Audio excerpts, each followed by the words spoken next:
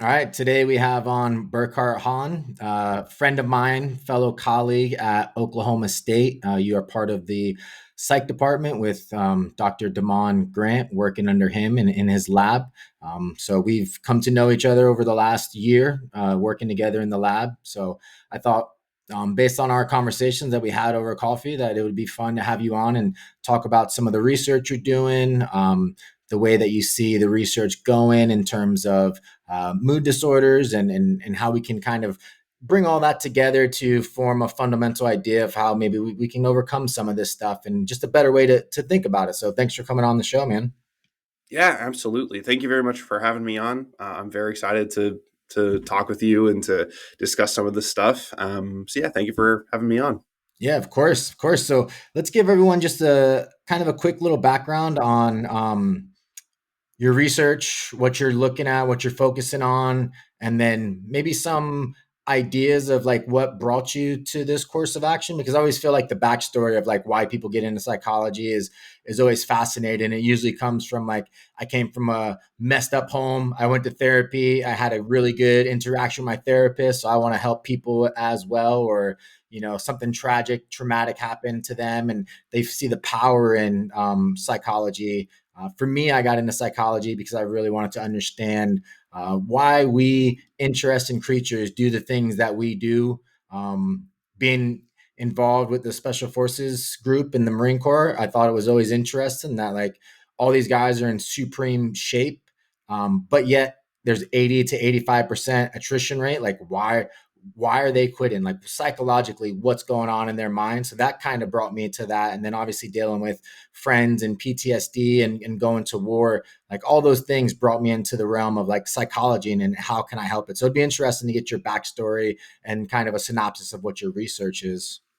Yeah, of course. And definitely that complexity piece that you mentioned, that there's just so many different psychological factors going on for lots of different people and different reasons for kind of where they came from and how they sort of developed some of the concerns they're having and everything like that was definitely a big reason why I got into psychology. But I'll start with my current research interests and my kind of goals for the future, and where like I'm hoping to like take my research career and my clinical career, and then I'll kind of like build up that background like you mentioned.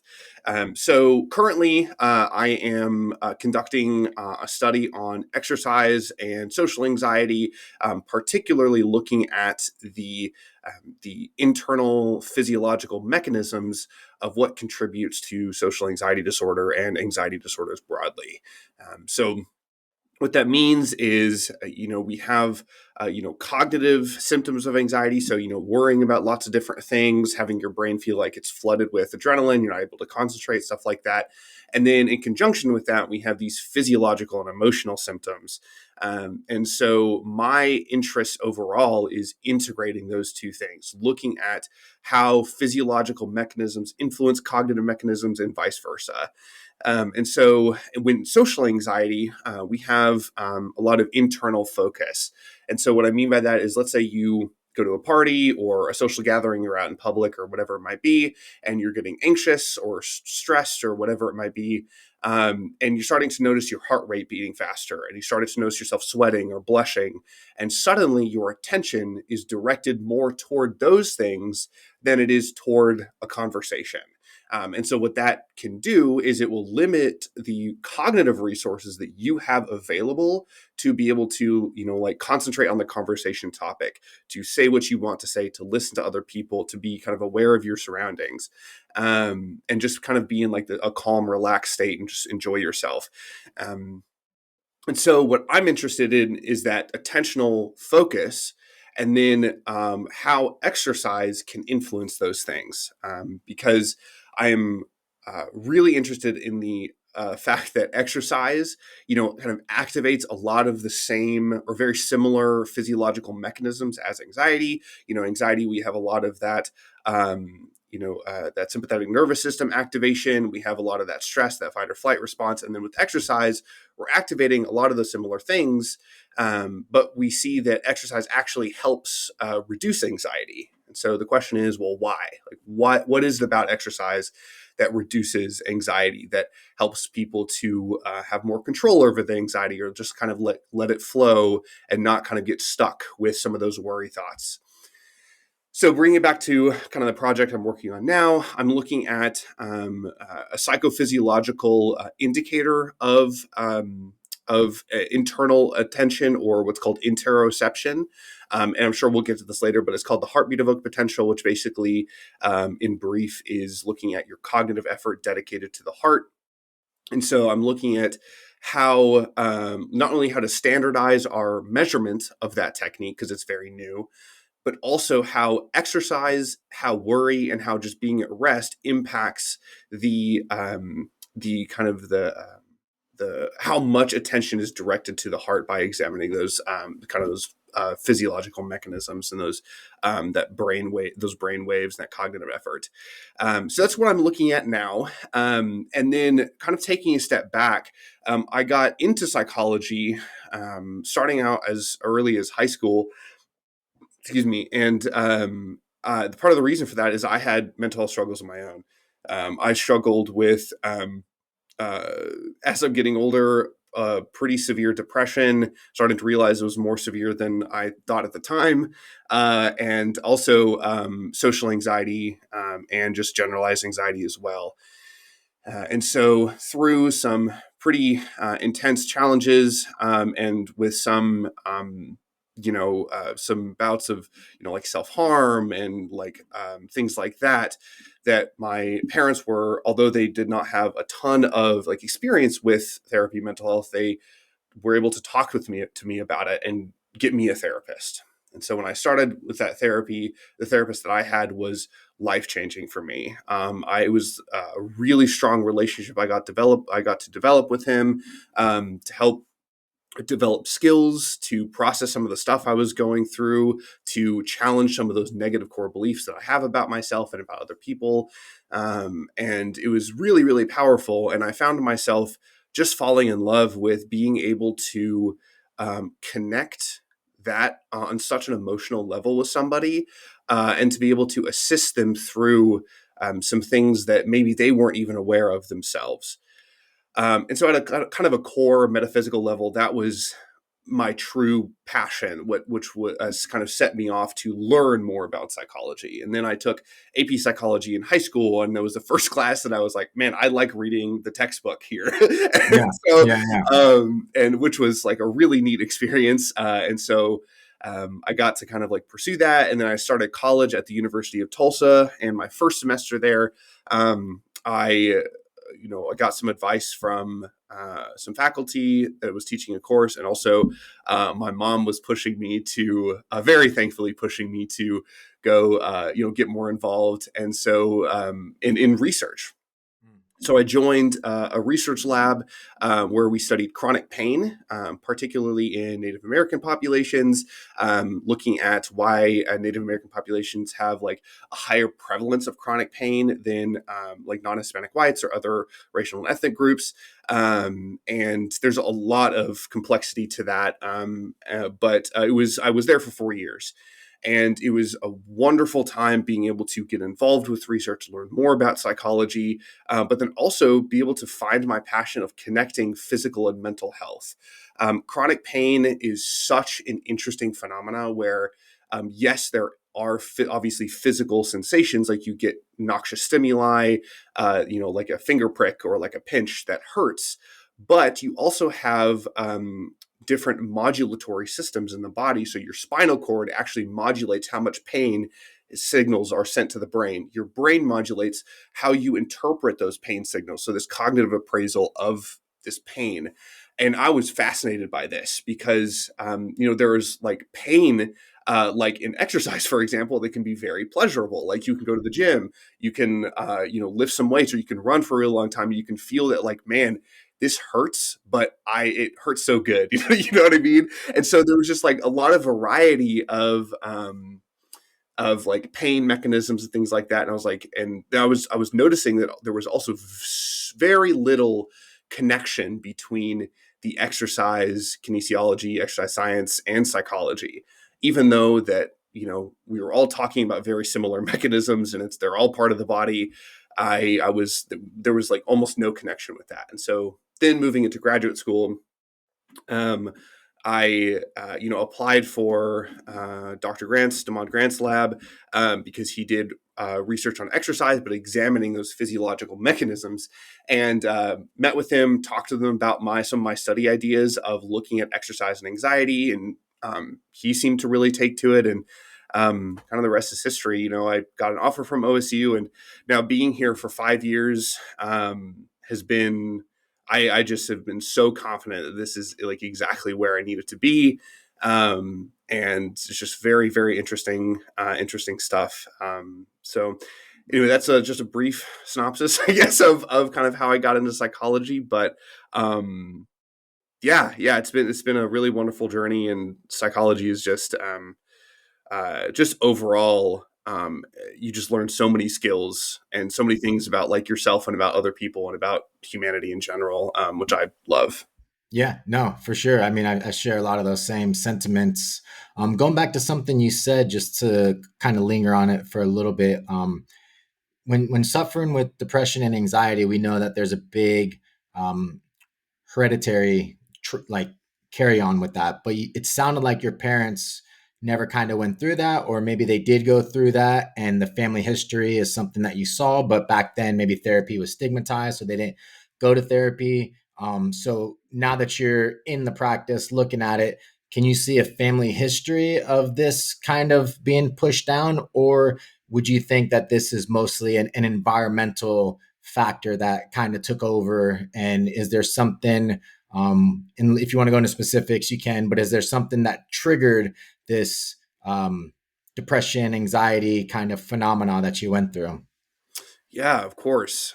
So I would say it's definitely a mix of both environmental and kind of genetic family history effects. So I'll start with the like the family history stuff. So I first of all, I love my family so much. They're like wonderful people, incredibly supportive, and obviously, just like everyone else, we like have our struggles as family. But as I've become an adult, getting to know my parents, and they would agree with me on this, so I feel confident saying it, is that they have kind of discovered their own mental health challenges Hmm. as my sister and I have gone through like what we have gone through, because my sister also struggles with some mental health challenges as well.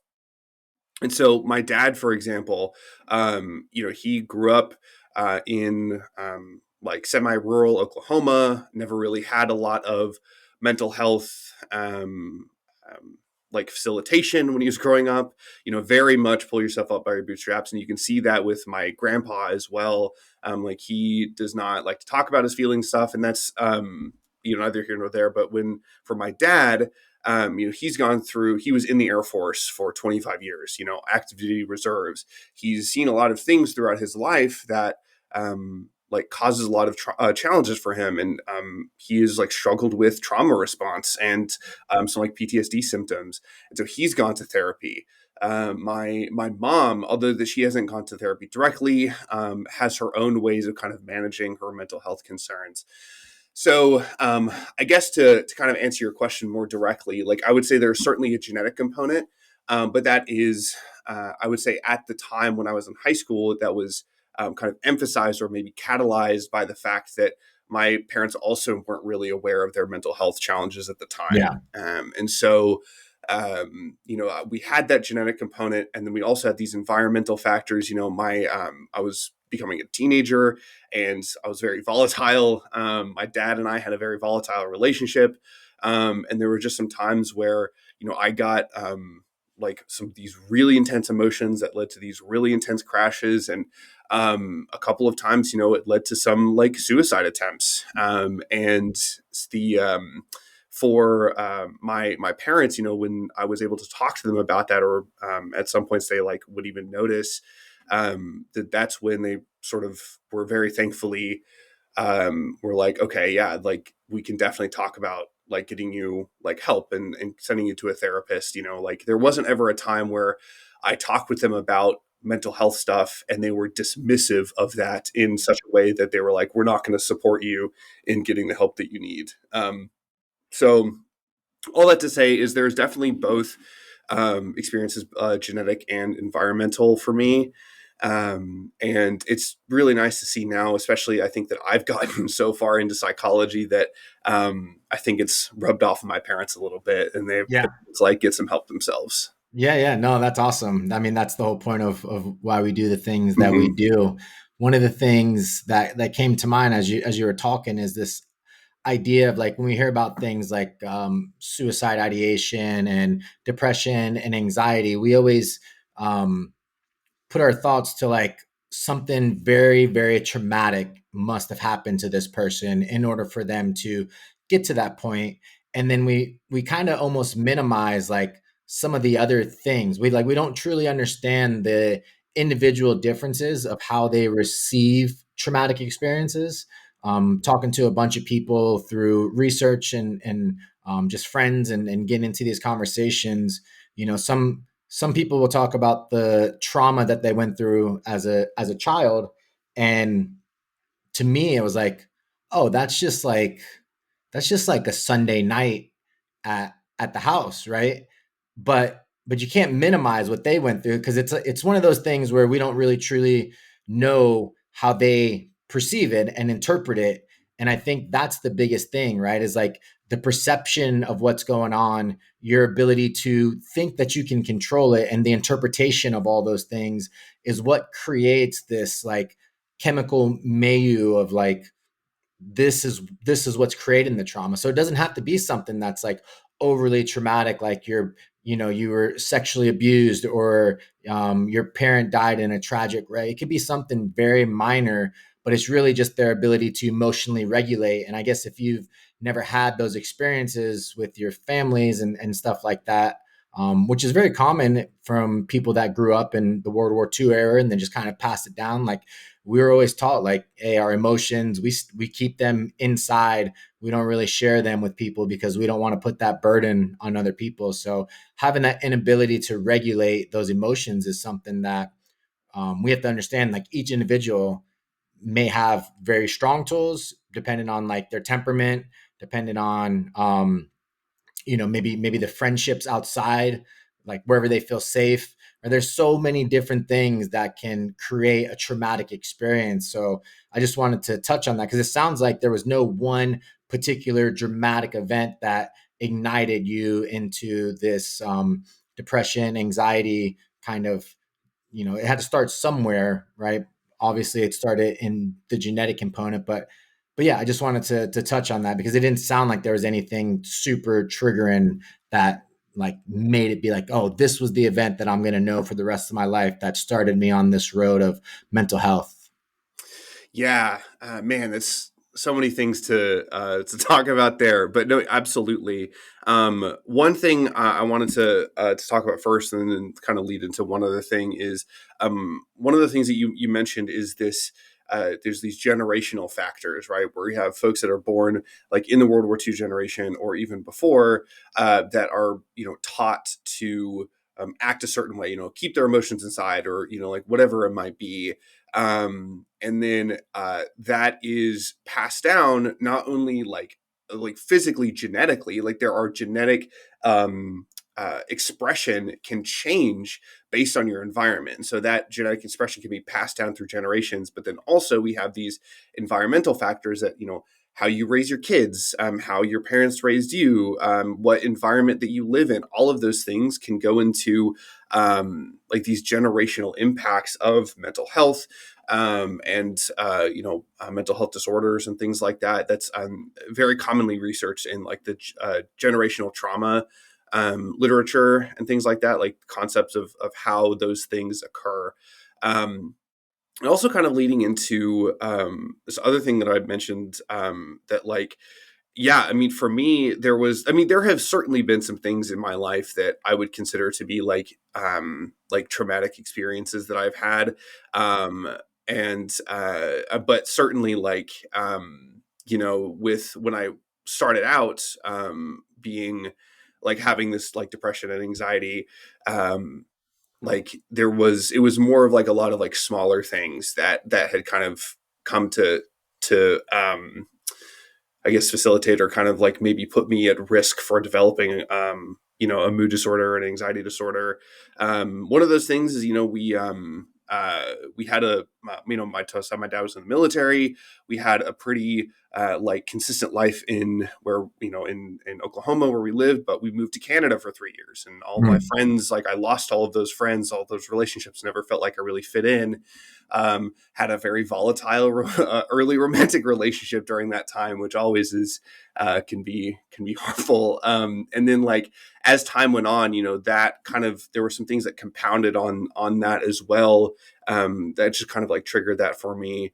And one of the things I think you mentioned too that's really important to consider is that you know everyone that experiences a traumatic event, it's not just the event and then the person.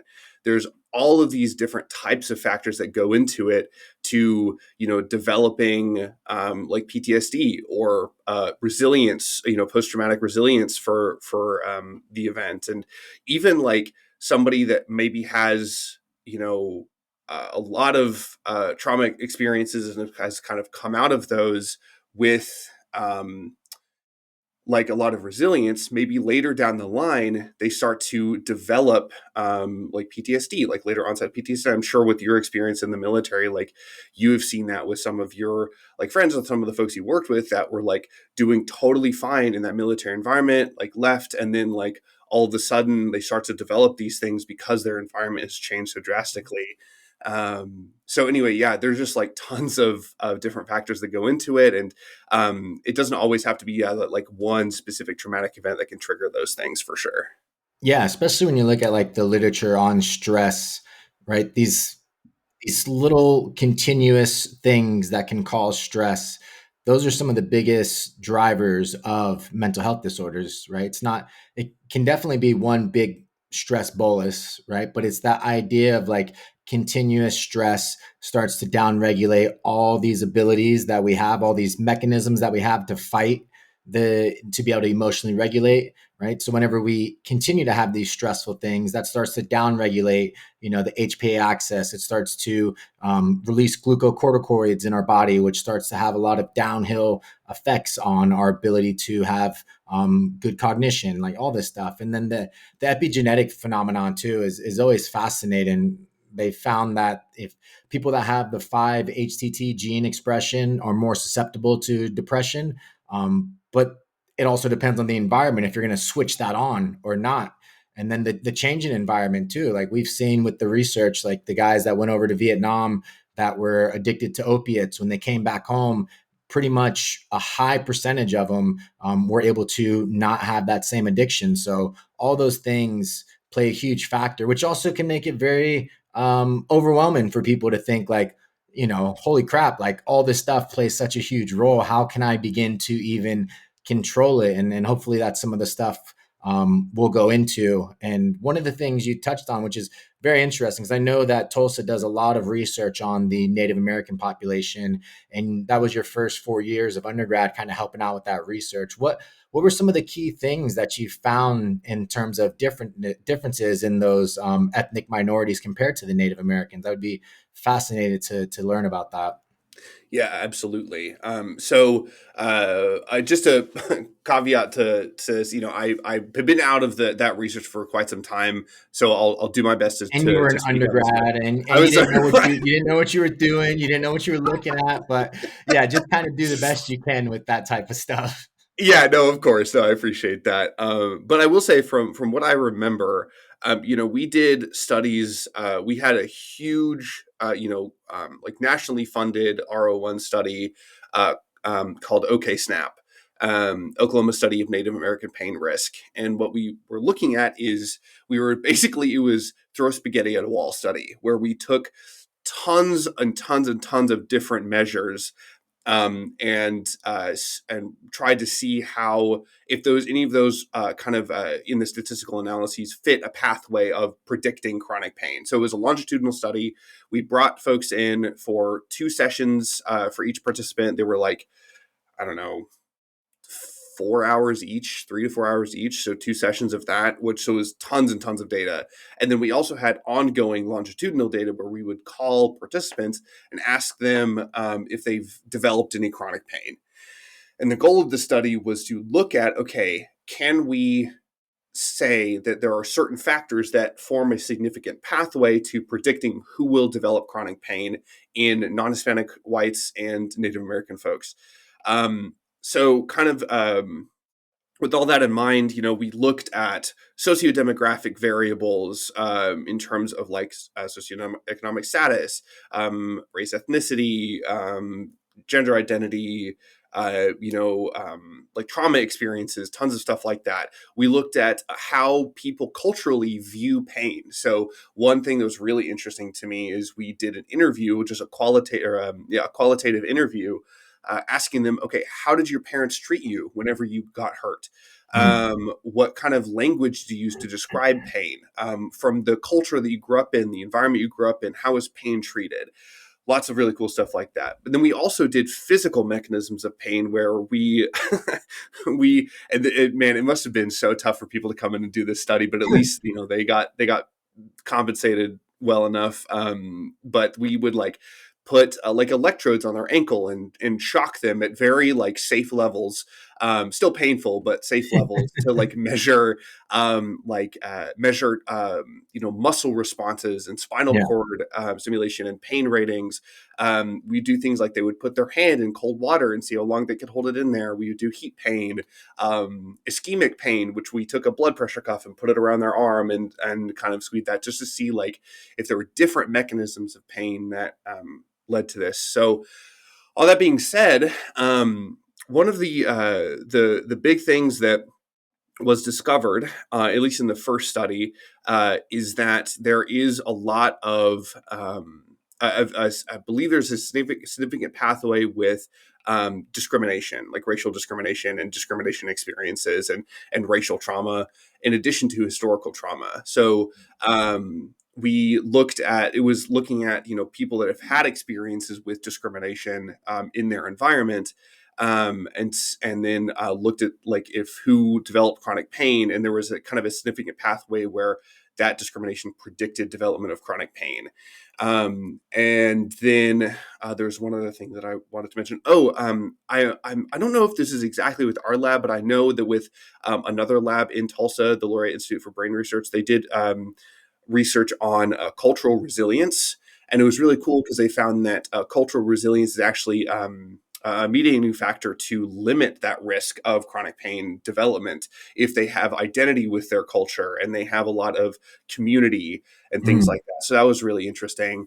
And then one other thing that they started, the lab I was in undergrad started to do when I left was basically doing a similar study, but looking at like diabetes and looking at like blood glucose and neuropathy as well to try to see if that has any effect. I wasn't there for the results on that, but that was also some really interesting data that we got to collect about, looking to see if like development of like diabetes and like, nutrition health and stuff like that and physical health can impact development of chronic pain as well. So yeah, hopefully that answered your question. But it was a fascinating study and very, very, very important. Like there was whenever it began, like there was very little research on chronic pain risk in Native American populations, despite the fact that there was a reported like much higher prevalence than pretty much any other racial or ethnic group. Yeah. Fascinating. Was this funded by the CIA to come up with torture?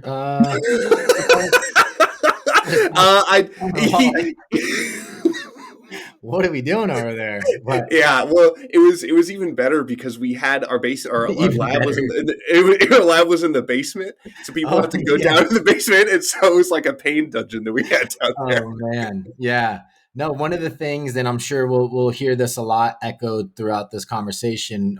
You touched on it with the military. You're touching on it now with the Native American population. Is this community aspect? Like once you leave that community, that's when we start to see a lot of the deleterious effects to the veteran population.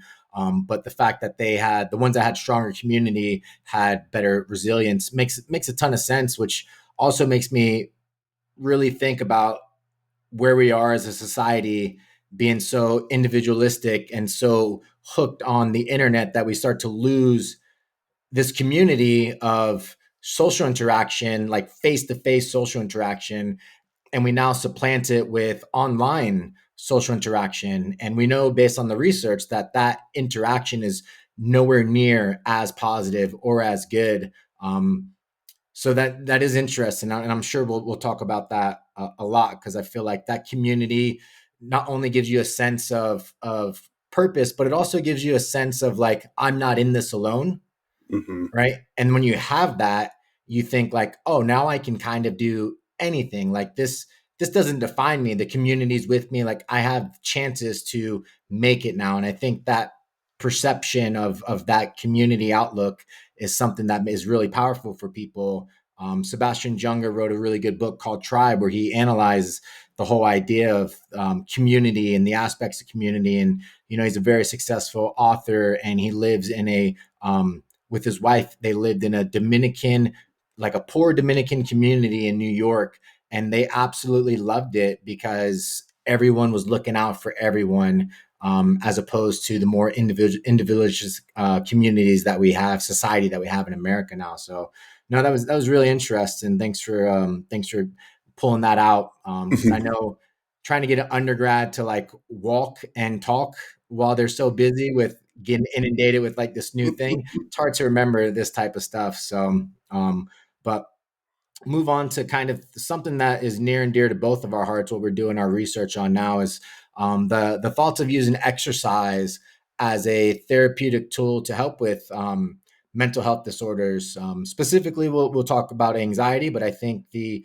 role that it plays in anxiety also plays the same role in all these other mental health disorders as well. Actually, before we get into the exercise part, can we go over kind of the types of anxiety disorders, and can you give like just a quick little rundown of each type? Yeah, of course. Let's see. This will hopefully reflect that I still have my knowledge from taking my psychopathology class in grad school. But no, I'm just kidding. Yeah. So there's a variety of different anxiety disorders. At least what's the ones that are categorized in the DSM-5, the diagnostic manual. So the I guess the maybe the most common one, or the most popular one, so to speak, is generalized anxiety disorder, and that is it's characterized by this core this just like worry about a lot of different things, worry about the worry about the future, about your health, about finances, about whatever it might be, and the fact that you have challenges controlling that worry. So you're just kind of ruminating, or some of that repetitive negative thinking about a lot of different topics. So that's generalized anxiety disorder. Social anxiety is characterized by a core fear of evaluation. Now, I believe in the DSM it says negative evaluation, but there's been a lot of research that says even like positive evaluation can be Mhm. anxiety evoking for folks with social anxiety, which is really interesting. Yeah, So that's fascinating. that. Yeah, absolutely. And I think from what I've read, it just kind of like this idea of being noticed, of people noticing you and like looking at you and saying, "I've noticed things about you," that can be stressful for some folks. But yeah, it is really interesting, kind of nuance there. And then we have specific phobia, which, as you might guess, is an anxiety disorder, or I guess a specific fear about one particular thing. So a lot of the time it's, dogs or spiders or needles. Lots and lots of different things can occur with specific phobia. And then let's see. I know I'm going to miss one. Yep, we got Um, panic disorder. Panic disorder. Yes, thank you. And panic disorder is really interesting because it's not necessarily you have panic attacks, right? That can you can actually have generalized anxiety or social anxiety with panic attacks.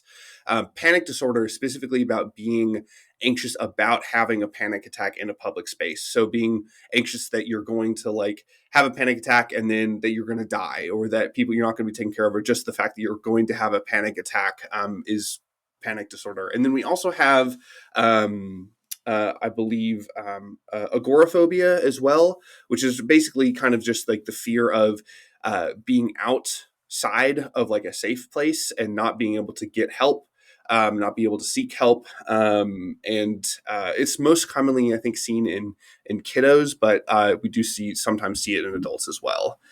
Yeah, and then just to go over two more, because people don't think of PTSD as an anxiety disorder, but it is definitely labeled as one. But I think people see that as kind of like its own separate thing, but it is related to the anxiety disorder family, and then Mhm. also hypochondria as well. Mhm. The idea that you're creating these sicknesses inside of you, that you have this health anxiety that can manifest itself into going to the doctor and telling them you have X, Y, and Z, even though you don't have it.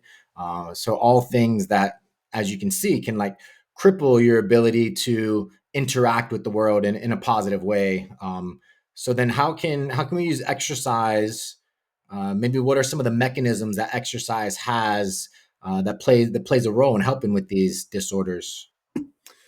Yeah, absolutely. Well, I mean, first of all, you're absolutely right that like PTSD and hypochondria and stuff like that can also be like really related to anxiety. Even obsessive compulsive disorder can sometimes Mm, be characterized as an anxiety disorder as well, because there's a lot of what we call like transdiagnostic factors, or factors that are kind of common across all of these different disorders, like not being able to control worry thoughts, not being able to, or having these kind of intrusive thoughts as well. So a lot, and symptoms are yeah. very similar. So lots of different things absolutely Yeah, can the coincide OCD there. stuff is why. Like I listened to a podcast of a therapist who specializes in OCD, and I was not aware of the levels of it. And like you think of OCD, you think of like washing your hand, and you think of like these nervous tics.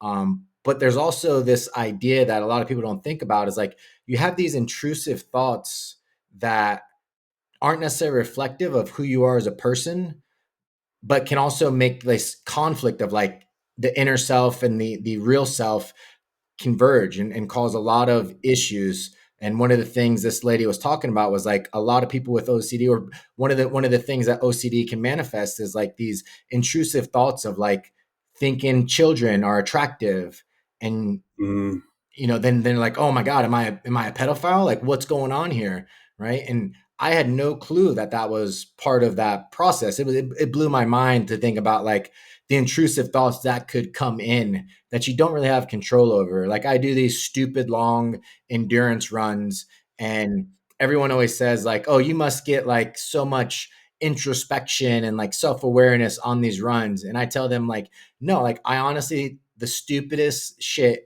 comes into my mind. Like I'll think of a song that I haven't heard in 15 years and I don't even like the song, and then you can't get it out of your head.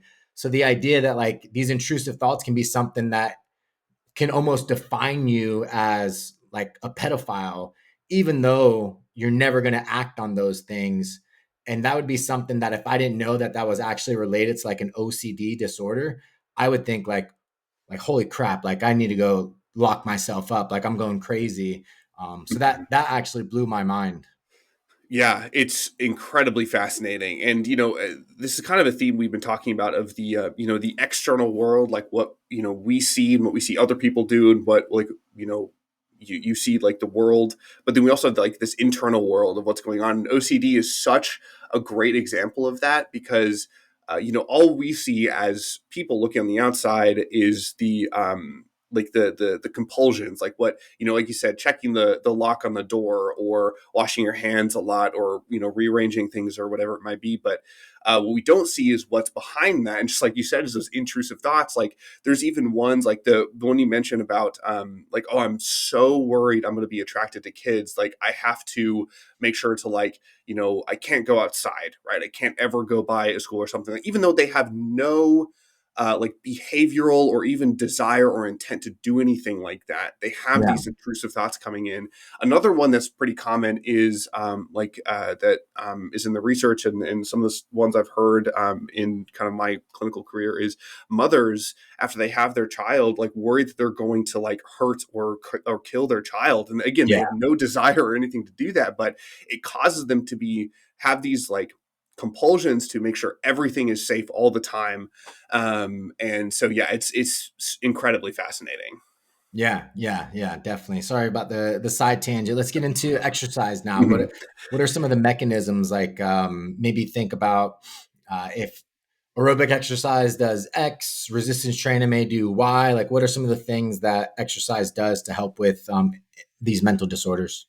Yeah, absolutely. So I have, like a whole list of them here, and it's really neat to think about this because whenever I talk with other people that aren't in psychology about my research, they're always like, oh yeah, like whenever I exercise, like if I always feel good afterward. Like I know that like this has been helpful for me in the past, or this is helpful for me now, or whenever I go out for a walk, like I love that, can clear my head. And so, but they always ask like, well, why is that? Like, what is it about? And, I think what we talked about before and kind of alluded to this, like the endorphins coming up, that's a really common one. So, endorphins, kind of what they do is they assist the body in like processing and enduring pain, especially during like periods of stress. And so after exercise, there's like this release of endorphins, and that's commonly known as like the runner's high, and that's and a lot of different workouts, like people that do strength training, they get the pump and they feel like they're just so energized and stuff like that. And that's like one aspect to it, the endorphins coming in. There's also regulation of neurotransmitters like serotonin and dopamine. You mentioned the HPA axis earlier about helping to like regulate the body and get the body used to the stress response. There's a lot of immune response research out there. There's one really interesting that's not really well studied, but it's about this thermogenetic effect that because the body increases temperature while exercising, that it actually kind of helps to alleviate some like tension in the body, because we have some of that like heat, similar to if you have a heating pad or something like that. So anyway, there's tons of stuff out there that why exercise can be very helpful. Yeah, it's like if you're ever stressed, you get into a warm shower and it's just like everything disappears. Yeah. Same concept. Yeah, I think so. Some of the things that you touched on, right? Exercise as a whole helps with HPA axis regulation. So if there's any type of dysregulation due to cortisol or glucocorticoids or any of that stuff coming in, it can help with that. It also and that's the funny thing about research is if you don't know what you're looking for, you're going to get some weird answers sometimes. But you'll see in the research that if they do exercise, you'll see a spike in cortisol, which is you would expect that due to sympathetic response towards exercise. But then if you notice, like with high intensity interval training, right, you'll get this huge spike of cortisol release. But then you'll notice compared to like continuous exercise, 30, 60 minutes later, it actually plateaus and goes back down to baseline and sometimes even lower. So if you're not measuring it where you're supposed to, it could look like, oh man, exercise is actually a negative. It's going to bring along more cortisol as opposed to getting rid of it. But over time, within that 24-hour window, exercise has this opportunity to help you release cortisol. Another thing that you touched on is the neurotransmitters that go on. And I don't study anxiety as much as I do depression, but I know that they link serotonin a lot to depressive states, even though that's getting a lot of pushback right now of if that's the actual thing that's causing this neurochemistry dysregulation.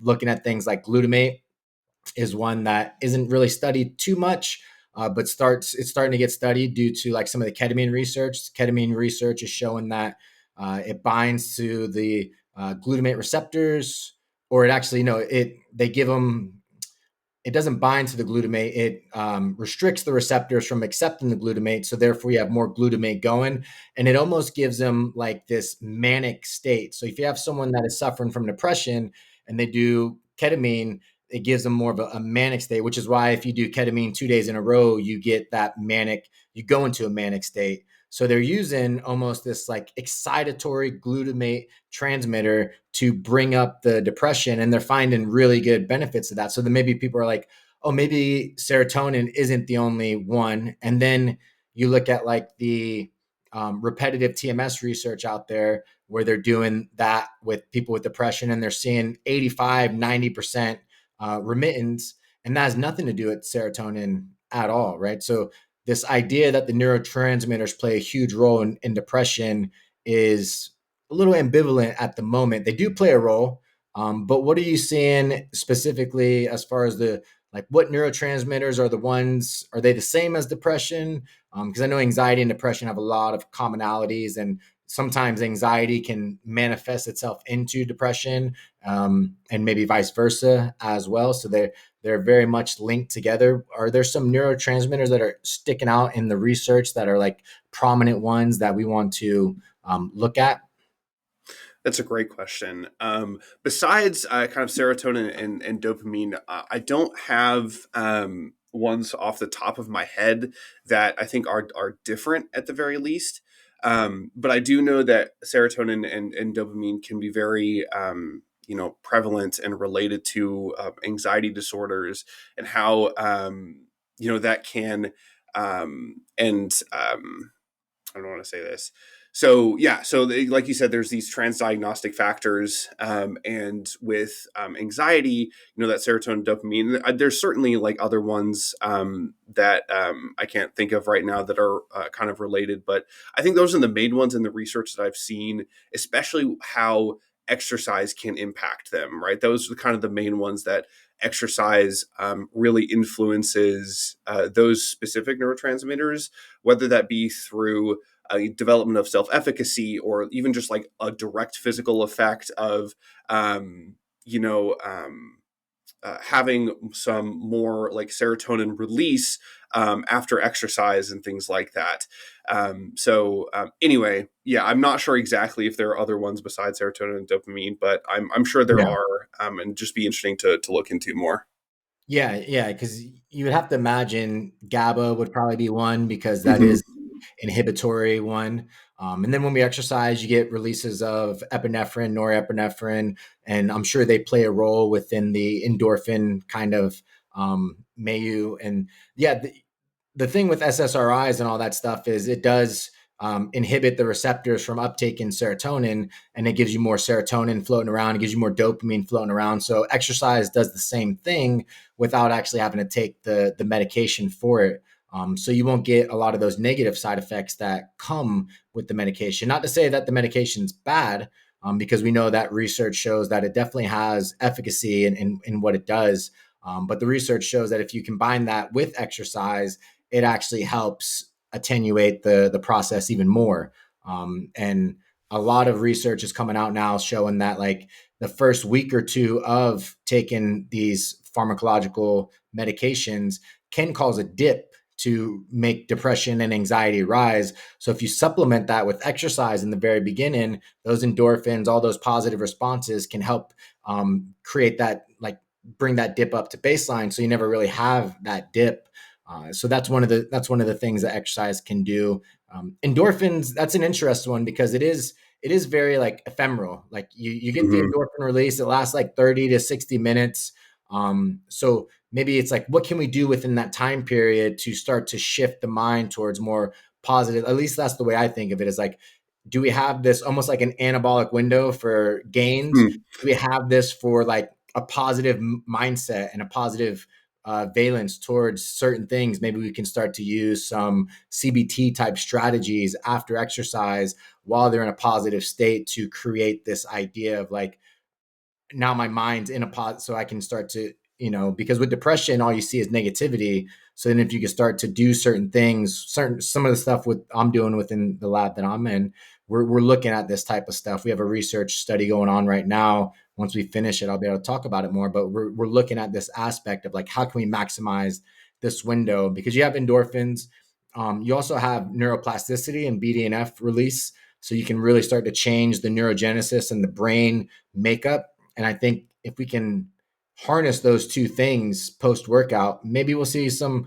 positive results. But I think that's one of the big ones that the research kind of touches on, is like the exercise has this way of transforming your brain, both psychologically of like self-efficacy, self-mastery, self-esteem, but it also changes the connections, the synaptic plasticity. It changes the white matter tract, starts to strengthen them. You have better connectivity and things like that. So it is one of those things that the mechanism wise can start to explain some of the benefits. Have you noticed, and you can touch on whatever you want with that, but also have you noticed the difference between resistance training versus like aerobic training in the literature, and like which one could be better for certain types of things and maybe why? Yeah, absolutely. The first thing I want to say, man, I have so many things to talk about with what you just said. So this is great. But to kind of answer your question directly, and I'll probably ramble on into talking about some of the other things. The funny thing about resistance training, at least from like a kind of a mental health standpoint, is that compared to aerobic exercise, there's very little about resistance training in the literature. And so actually, it was actually part of some of my motivation to get into exercise research is to look at some of this resistance training. Um, there is some interesting um, ideas about like you mentioned where they can be most effective, and we have with like aerobic exercise we have that that oxygen release, the body is getting to that like specifically into that aerobic state where you're using oxygen in a very specific way to help you kind of maintain that activity, and part of the reason why it's so prevalently studied in the literature is because there's a lot of standardization as to okay, after this amount of time doing this amount of kind of aerobic exercise, they will get what's called the aerobic effect, and which is kind of describing this beneficial effect that exercise can have.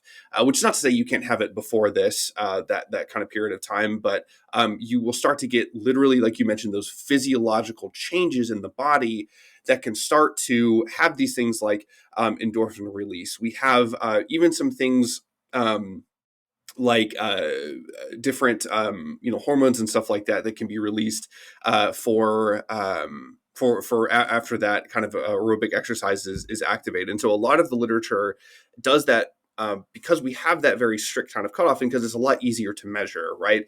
You can go into a lab, you have a bike, you just do that, no problem. Like we're an anxiety lab. I have just like an under desk bicycle, very kind of rudimentary exercise, but it works. But what we can't do is bring in like a weight bench, right? For people to like do like bench press for like, 2 hours, or I mean, obviously not bench press for 2 hours straight, but, having just different types of resistance training. And so feasibility is definitely an issue. The other thing that I wanted to mention as well, so we have this like change in how the body is like using oxygen with aerobic activity, but with resistance training, we have some like other benefits as well, in the sense that you can, and I'm not necessarily like the most into like running as much as you are, Tony. So you can maybe talk about this. But you have a lot of this like self-efficacy development and being able to like, you're pushing this weight up, communicating to your body that you have the strength to do this. And I know that can be a lot of development of self-efficacy. One other thing that's kind of like in the weeds thing a little bit, but there's also this the research on mitochondrial function, and mitochondrial function is really related to neuroplasticity, which you don't want a like, especially as an adult, you don't want your brain to be completely plastic because that means you haven't learned anything. But what you do want is to have some adaptability within your brain, to be able to like adapt to new circumstances, to continue lifelong learning, to maintain brain health. And there's actually been some research that muscle loss can decrease neuroplasticity. And Mhm. so exercise, especially like resistance training, not only does it help with like muscle growth and bone health and bone and strength and things like that, but it can also actually increase mitochondrial content within the brain to help maintain that neuroplasticity, which I find to be like incredibly fascinating. Yeah, yeah. I mean, Dr. Mike Roberts from Auburn, he's done some research showing that there is mitochondrial biogenesis through resistance training, which people used to think you can only get that through aerobic training. So that is some of the fascinating stuff too. I think too with strength training, you get those beginner gains, so you can Mhm. start to see progress, which can really boost self-esteem, self-mastery, and learning the technique too, like feeling like you know what you're doing, like you can do it and you feel comfortable doing the technique. Those are all psychological aspects of resistance training. You don't necessarily get the same brain benefits from resistance training, but what it does do is we know that a lot of resistance training releases myokines, and those myokines help certain things pass through the blood-brain barrier that normally wouldn't pass through the blood-brain barrier. So it does open it up, which is why we see that when you combine resistance training with aerobic training, you get significantly better results than one by themselves. And I think it's because of that addition of like, hey, I can see progress from the very beginning. Like I can go in on day one and do X workout, and I can go in the very next day if I'm new to training and do the same workout and probably add 10 pounds, right? As opposed to if you've never worked out and you go in there and you get on the treadmill for 20 minutes, you hate life for 20 minutes.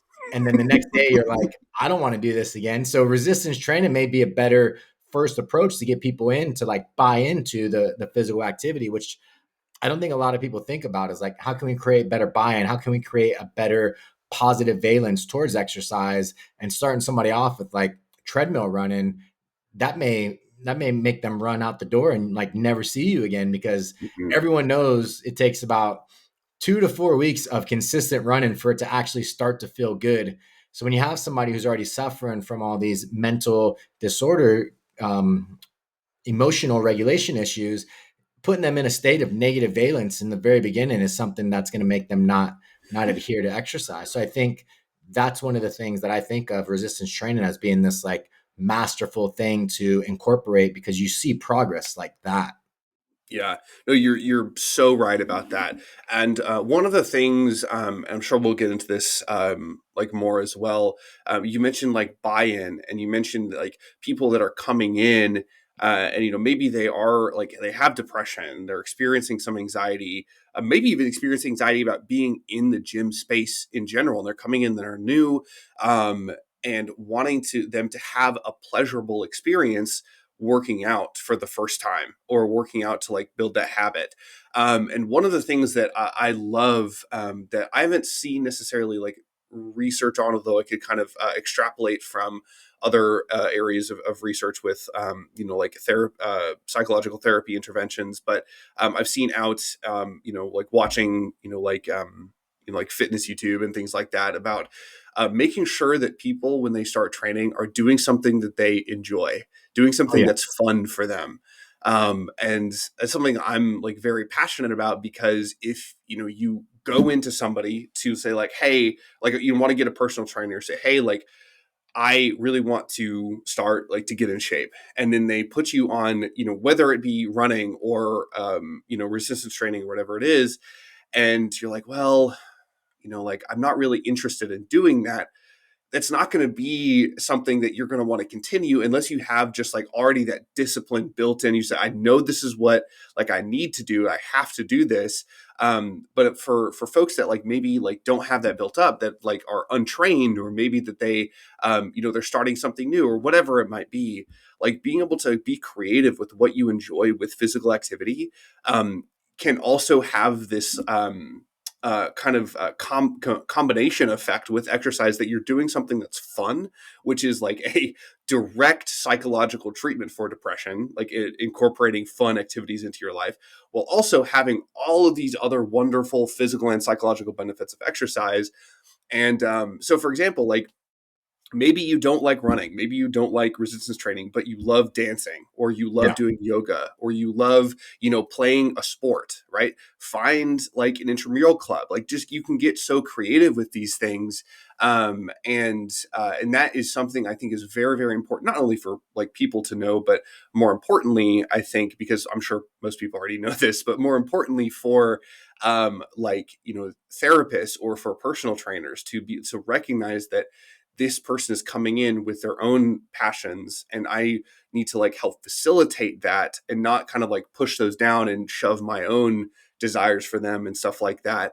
And there's obviously like a balance with that and everything, but Mhm. yeah, getting something that you enjoy, like you mentioned, with like the resistance training initially can help, like kind of have those initial gains, can really be an early factor that can help build up these habits to help improve mental health and physical health. Yeah, no, I agree. The idea that like you're getting these people in that have, think of it as like a bucket, right? And the bucket's full of all these negative, intrusive thoughts, right? So you, as the therapist or as the trainer, want to put as many positive things into that bucket as possible. So the idea of like, yeah, what do you want to do? What do you enjoy doing? So we can start to build those positive things. A lot of people want to exercise without knowing that they're exercising. Mhm. So yeah, recreational stuff, right? That can help out a Mhm. lot. And even the research kind of hints towards this too. You have the peak end rule by Danny Kahneman with the idea of like people remember the most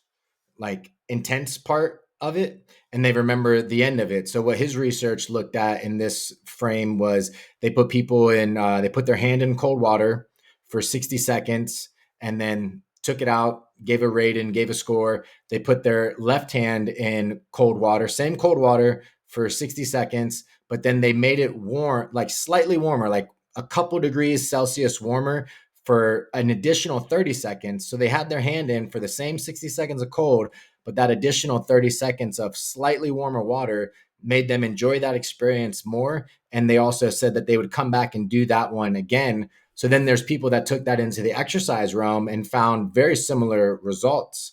And they also found too that, yeah, by allowing someone to pick the exercise first, not only gives them this idea of like, I have control of the situation, but it does make it a more enjoyable experience. And then they interviewed those people afterwards and they said, yeah, I'd be more likely to exercise again if I could pick those exercises. And they had a more positive rating scale after that. So all those things are fundamental. And I don't think that the people that do exercise research and psychology think about that because they're focused, so they don't really think about the resistance training part. They're thinking about like how can we create a resistance or exercise stimulus without thinking about those. And then the people on the exercise science side think about like how can we get the most adaptations, and they don't think about the psychological side, right? So it's how can we combine those two to get the most out of it. And one of the things I'd be interested to get your idea on, because I've been reading about this a little bit, is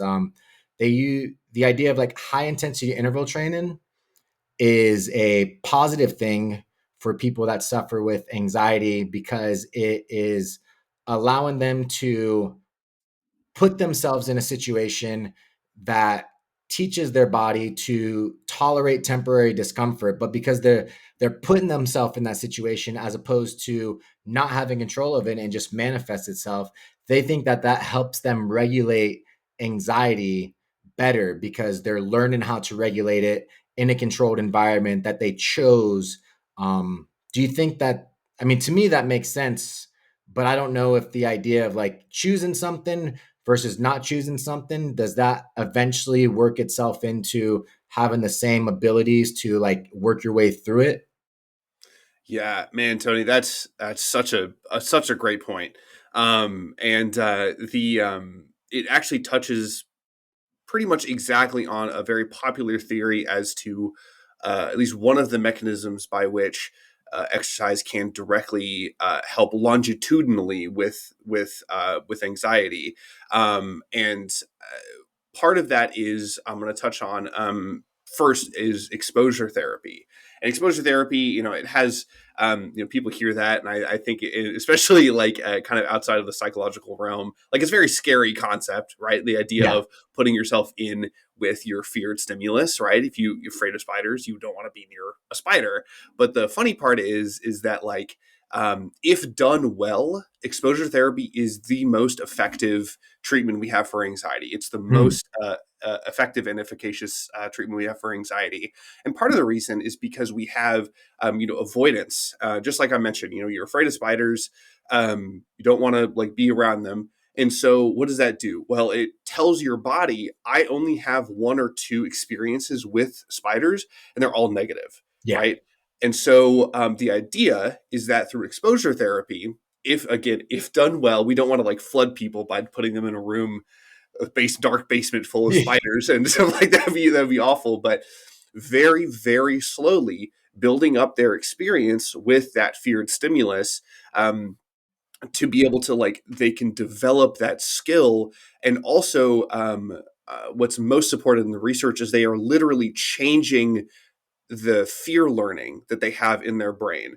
So they are literally like changing the mechanism, the association they have with this feared stimulus for it to be more realistic. Not to say that it's like completely positive and you'll love spiders now, but it's more of like, oh, most spiders are, it's, I can just be in a room and it's going to be fine, right? And I can go over and I can like slap one with my hand and kill it, and I'm not really like that afraid of it or whatever. I can just like let it hang out because they're, spiders are good for the environment, you know what I mean? Whatever you want to Yeah, do yeah. eventually. No, But no spiders were harmed yeah. during the making of this podcast conversation. Just for Yes, everyone out absolutely. there. Yeah. But the same principle can be applied to exercise, and it's exactly like what you were talking about, Tony, with like the HIIT workouts and anxiety. Is that if you think about how anxiety presents itself, is it's a lot of that fight or flight mode. It's a lot of that like you're starting to breathe faster, your heart rate's going, your mind's racing. But when you get into like a HIIT workout where it's very high intensity, high energy, and you're kind of putting yourself into that really intense exercise stimulus, what you're doing is you are not only you're choosing to do that, you have this this autonomy to choose to do this, which is giving you control over the situation. You know, I can stop whenever I want. I know I'm doing this for my own good. Having these positive, and kind of combining it with your research, Tony, having these like cognitive appraisals of your situation. So you go and you realize, oh, if I start breathing heavily, that doesn't mean I'm going to have a panic attack. It doesn't mean like I am, I'm going to die or whatever it might be, right? You go into that situation and you're literally relearning that, hey, these stimuli, these internal stimuli that I'm experiencing are not all that dangerous. And so what that can do is it can teach your body that like, hey, when we get anxious, it's okay. Like it's okay. We all get anxious. It's no big deal. Like it doesn't mean the world's gonna end. And so like over time, it can yeah help kind of train your brain to be a little bit more okay with experiencing that anxiety. Um, so yeah, absolutely. And like I said, Tony, it really like also sounds like your area of interest as well. So I'd love to hear your perspective on it too, of like cognitive appraisal of exercise, and how, kind of going into a setting and having that autonomy, but then also having this like, positive or realistic view of exercise, like how that can impact what you think about exercise, but then also just think about like your own body in general.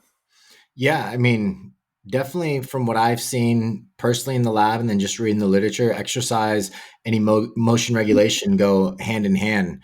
It helps with the perception phase because it helps with the amygdala hippocampus connectivity, right? So it starts to blunt the amygdala response, that negative fear response that they get, and it helps the connectivity to the hippocampus. So the memories are starting to become formed of this is not as aversive as I thought it was. And aerobic exercise is something that plays a significant role in that. And then the perception phase as well, exercise helps with that, the ability to regulate through it. And then what I've seen within my research is teaching people reappraisal strategies while they're exercising not only helps them perform better in exhaustive exercise, but it also helps them with their day-to-day lives of mood scores and depression scores and things like that, because you're teaching them that, hey, whenever negative stimulus does arise, that you're able to refocus and recenter yourself and focus on the positive outcomes. One of my favorite people that I listen to is Jocko Willink, and he has this idea of like good. And that's his motto. Whenever something bad happens, he says, good. Like, what can I learn from it? What can I get from it? Like, what are the lessons it's going to teach me? And that's that reappraisal strategy. So if you can teach them that, and it strengthens that through helping with the prefrontal cortex, because you get oxygen delivery, you get blood delivery to the prefrontal cortex, and it's been shown to increase in size through aerobic exercise. So you're better able to have these executive functions to choose and to not choose what you're paying attention to. And then it also helps with the action phase as well, through inhibitory expression, right? You're able to control the way that you react to certain stimuli after the fact. So instead of being angry and wanting to punch something, it helps you regulate that and control that through the same kind of mechanisms of the amygdala and of the responses in the brain areas that it helps with, the insula and all those areas. So it does help with that strategy. And then if you can implement that in an aerobic setting and teach them how to manifest those things, I think it helps to begin solidify that they have control of all these situations, and it teaches them how to have control of these situations. And one of the big things is like the choice of it all as well. We've seen in the research that if you put a rat on a wheel and let it run as free as it wants to, it gets all the benefits of exercise. But then if you put a rat in a wheel and you cage it in and it does exercise, it gets a lot of negative stimulus. It gets a lot of cortisol. It gets, so that choice of action is really important, which goes back to what we talked about of like picking your exercises, finding what's fun, doing those type of things. So they definitely play a role in facilitating both those things. So yeah, it is fascinating that something as simple as 10-20 minutes of exercise can manifest itself into helping you regulate your emotions and control the Mhm. situation a lot better. But I do think a lot of that is because you choose to do it as opposed to it's forced upon you. Um, I think when someone's forced upon you, you can begin to compartmentalize, you can begin to avoid, and that could have its benefits, but it also can be very, very negative. So we want to make sure that autonomy, self autonomy, is something that we think about when trying to bring about these interventions and stuff like that. But yeah, mechanisms are great, and this theoretical understanding of exercise and the role it plays is great. But how do we measure these things? How do we measure these brain changes and stuff like that? What you guys do in your lab, you do the EEG to collect data on brain, and you guys look at event related potentials, ERPs, and then you guys also look at heartbeat evoked potentials, HEPs. Can you kind of define those and what they're telling us and what you guys are looking at in your lab? Yeah, of course. So, first of all, both ERPs and HEPs are subsumed under EEG, which is electroencephalography, which is basically a big word saying like what we're doing is we're measuring your brain's electrical activity at the scalp level. You are, for kind of a fun way to put it, you're measuring brain waves, right? You're measuring people thinking, you're measuring people like moving their muscles, you're measuring like everything that the brain is doing, well, most of what the brain is doing at kind of that scalp level.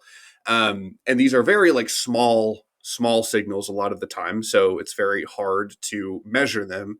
But there's a lot of really like wonderful researchers out there that have developed ways of like measuring this and cleaning the data and amplifying the signals and stuff like that. But what our lab looks at are event related potentials. And what I'm looking at is the heartbeat evoked potential, which is kind of like another category of event related potentials. And just to break down ERPs, so we have event. So we have an event, right? The event part of event related potential, something that occurs. And then we have a related potential. So we have your brain electrical activity, the brain potential, right? The electrical potential of your brain after a certain event. So it's a pretty easy way to think about it. Like, let's say you move your arm, we're going to measure your brain activity after you move your arm. But what we're looking at is specifically with anxiety, we're primarily looking at attentional processes. And so what that looks like is, let's say you sit down on a chair, look at your computer, and you are flashed like a series of numbers, and you're supposed to push your push a button right after you see certain numbers, but you're not supposed to push a button after you see like one specific number. And so what we want to look at is, okay, how does the brain process attention to this signal whenever you're supposed to not push a button, right? This inhibitory signal. And so what we kind of found based on like some theoretical foundation and also our research is that through anxiety actually directly impacts attentional focus. So, I kind of mentioned way earlier in the podcast that um, attentional challenge in directing to internal sensations. Well, we also have that to like external sensations, especially with generalized anxiety or even with social anxiety, right? You're looking at people's facial expression, at their responses to you, instead of the content of what they're saying. And so what that means is just like we kind of again talked about earlier, we have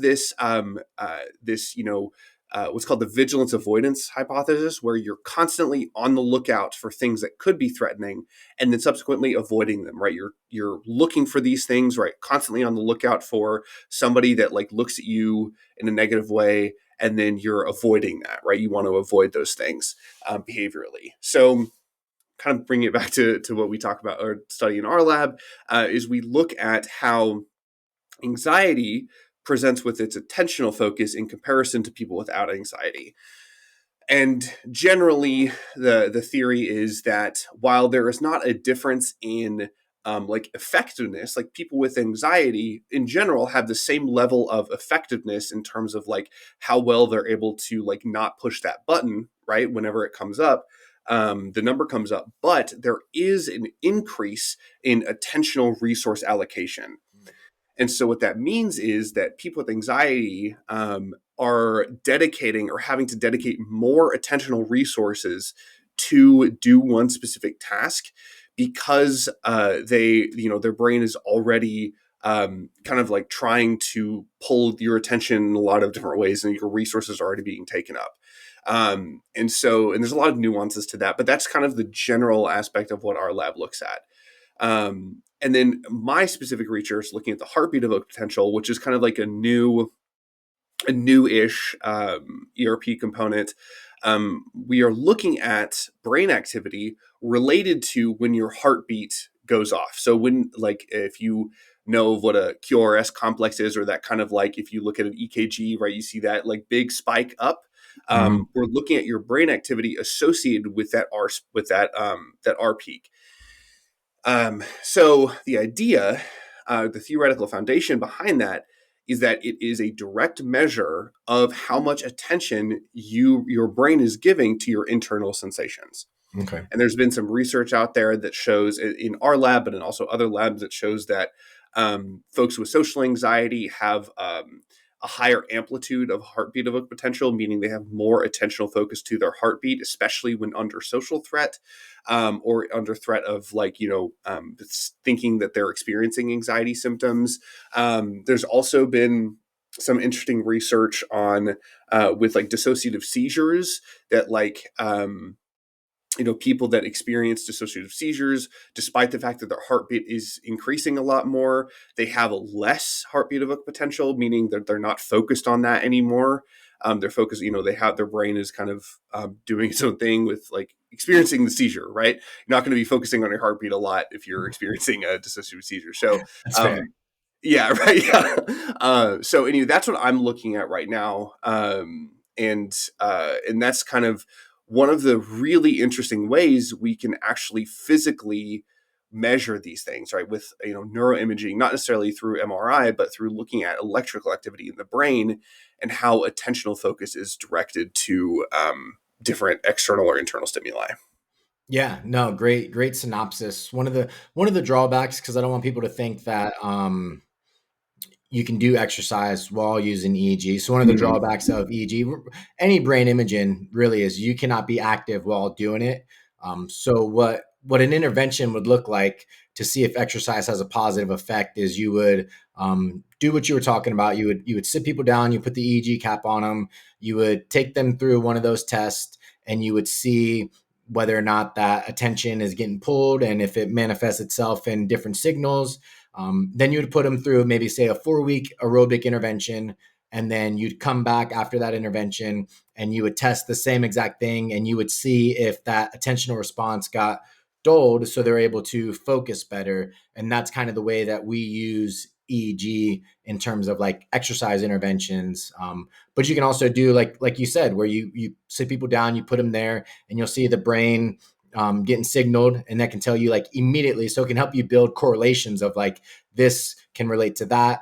So those are kind of the two things that I think about when I think about EEG. Is it does give you correlation immediately of what could be doing what, but it can also show you changes in brain areas pre and post intervention as well. Is there anything else that I'm missing as far as what the EEG kind of can give us? What some of the research is that they look at in terms of those type of interventions? Those are the only two that come to mind.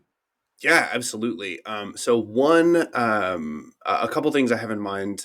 One is you can actually look at, it's called a time frequency analysis. I'm not as like familiar on how to do it, but the idea is that you can look at, um, like you said, changes in brain activity, but you can also look at that over time. So instead of looking at a specific event, you can look at how the brain electrical activity changes over the course of like 10 minutes, right? So you can see like from minute 1 to minute 10 how have things changed, which is a real, it's kind of like a new type of analysis that EEG is kind of undergoing right now. A lot of some literature is publishing that.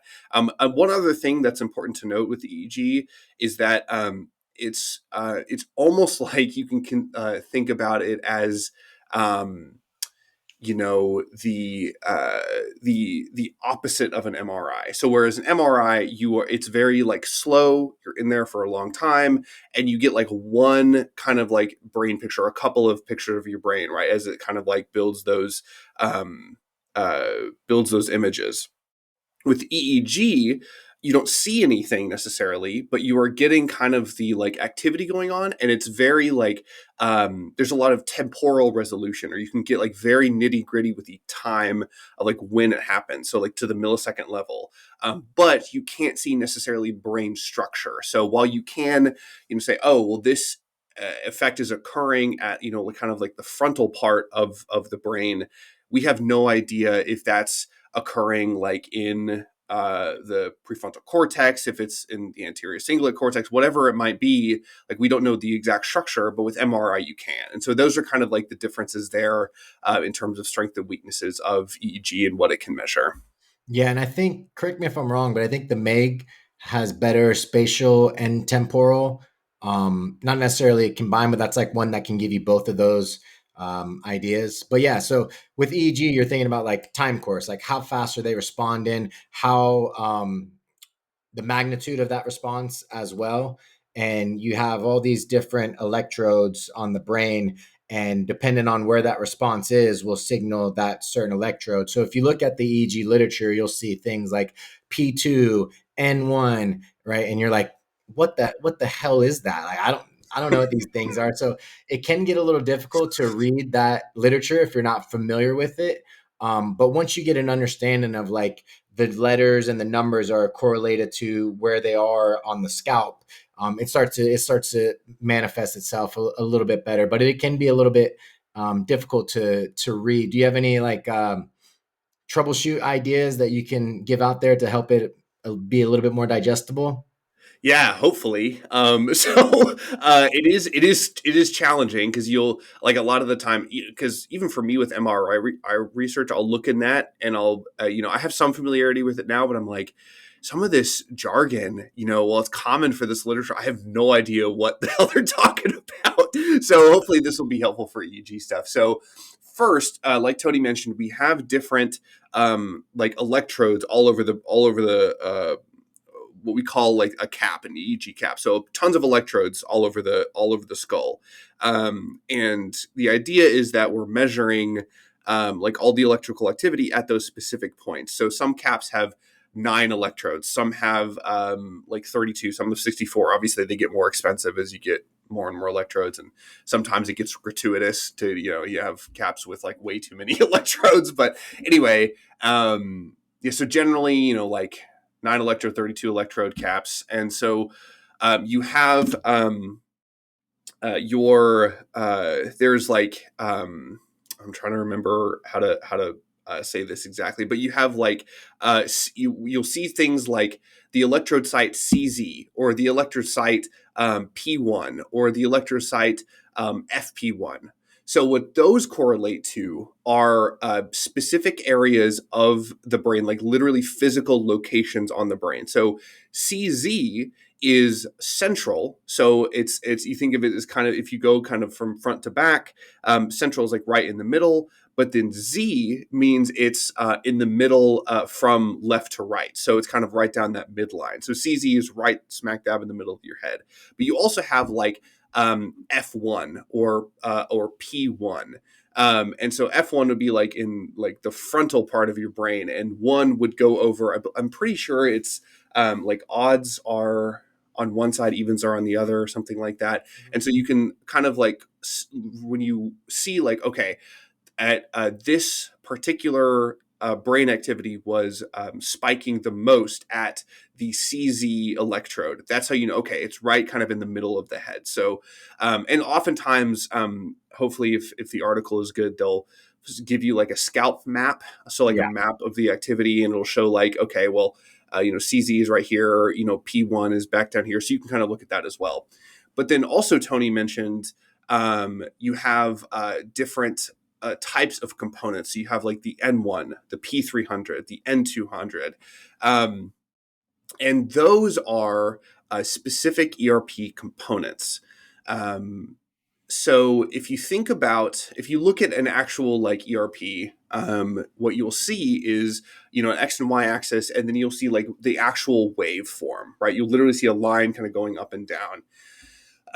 Well, what the components are, there are particular instances at certain points in time where you have a like positive or negative deflection of electrical activity. So let's take the P3, for example, a very commonly studied one. That is the third positive peak.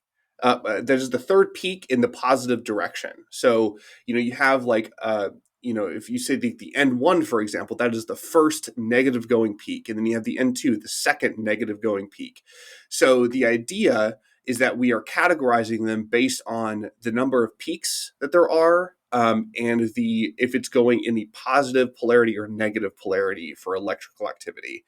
And that kind of gets into the weeds a little bit, but hopefully that will make it a little less scary to like read an article and be like, what the hell are they talking about? What's a P3? All that is denoting this is the like time frame that this activity takes place in.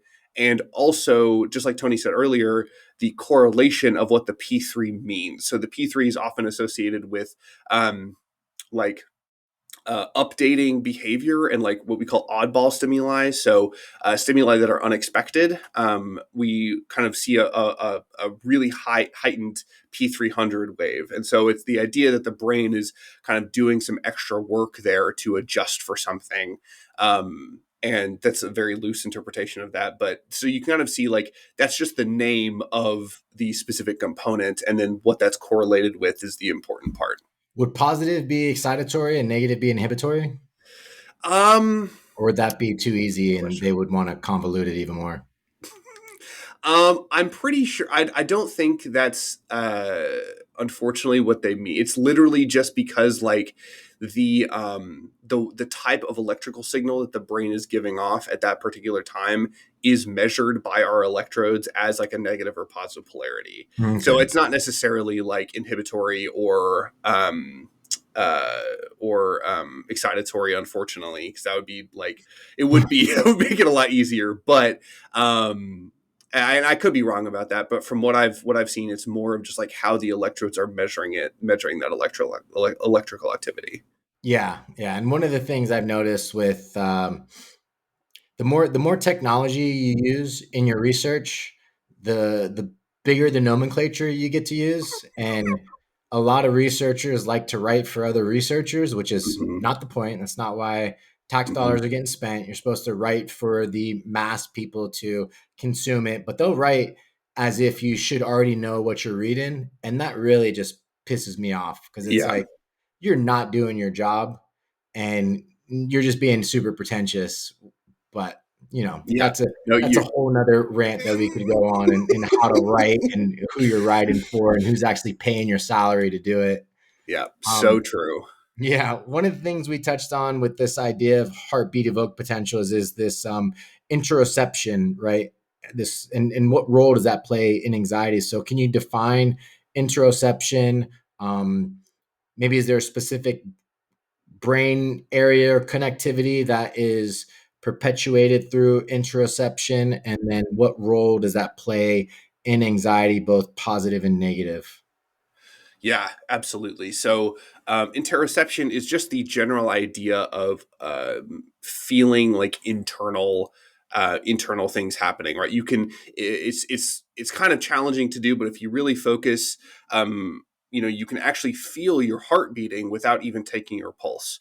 And some people might be better at that than others, or might have more, like a stronger heartbeat or whatever it might be. But it's the idea that you can feel internal things happening. So another example would be your stomach growling, right? That's an easy one. You can feel like kind of food moving through your intestines and stuff like that. And so that is an example of interoception, having these like internal, the ability to perceive internal sensations.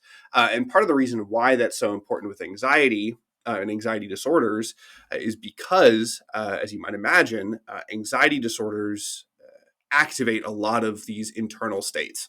And specifically, let's talk about panic disorder. So let's say somebody is afraid of having a panic attack.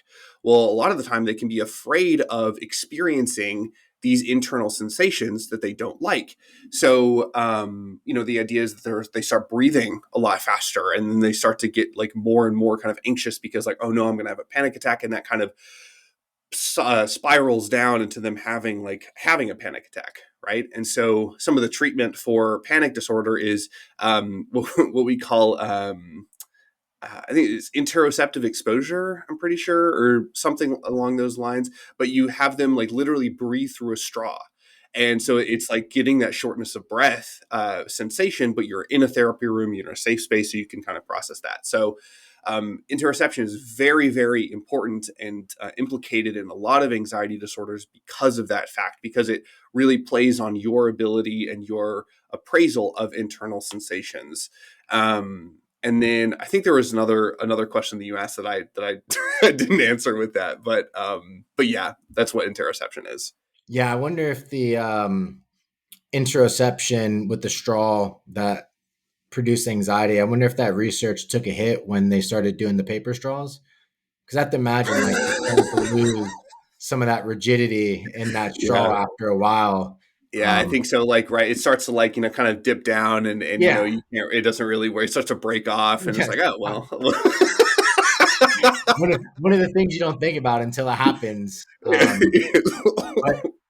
what? So, are you familiar with the brain areas that are responsible for interoception? I believe. Correct me if I'm wrong, but I believe it's mostly focused in the insula, Mhm. but then it goes out to different other areas. Always remember that the idea that if it if the majority of it manifests in one area, don't think that that's like a singular thing. We know that every brain area connects to everywhere, but I think the insula is what they coin as like the most responsible for that interoception feeling.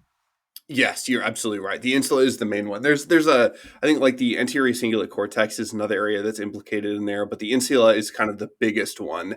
One other really interesting piece of research that I've looked into a little bit, but I'm more just kind of um, uh, and familiar with from a tertiary perspective and talking with other people is the default mode network. And the default mode network is the idea that when you're at rest, your brain kind of gets into this particular state where you are thinking about yourself in different contexts, right? So you're thinking about yourself, in like with memories that you have, or if you're thinking about the future, thinking of yourself in like what to do in the future, like, oh well, when I get home I have to cook dinner, and then you're kind of like imagining yourself, like, okay, what am I going to cook? And so you think about what's in the fridge and all this stuff, and you're thinking about yourself in this instance, completely like a natural thing to do. And so that's also from that kind of related to some of this interoceptive experience, because like that's always very influenced by some of these physical sensations. And kind of to that point, there's also just in general with like brain activity, a top down and a bottom up system. So first you have your kind of top down system of like you have a goal that you want, and so your brain is kind of like telling your body what to do.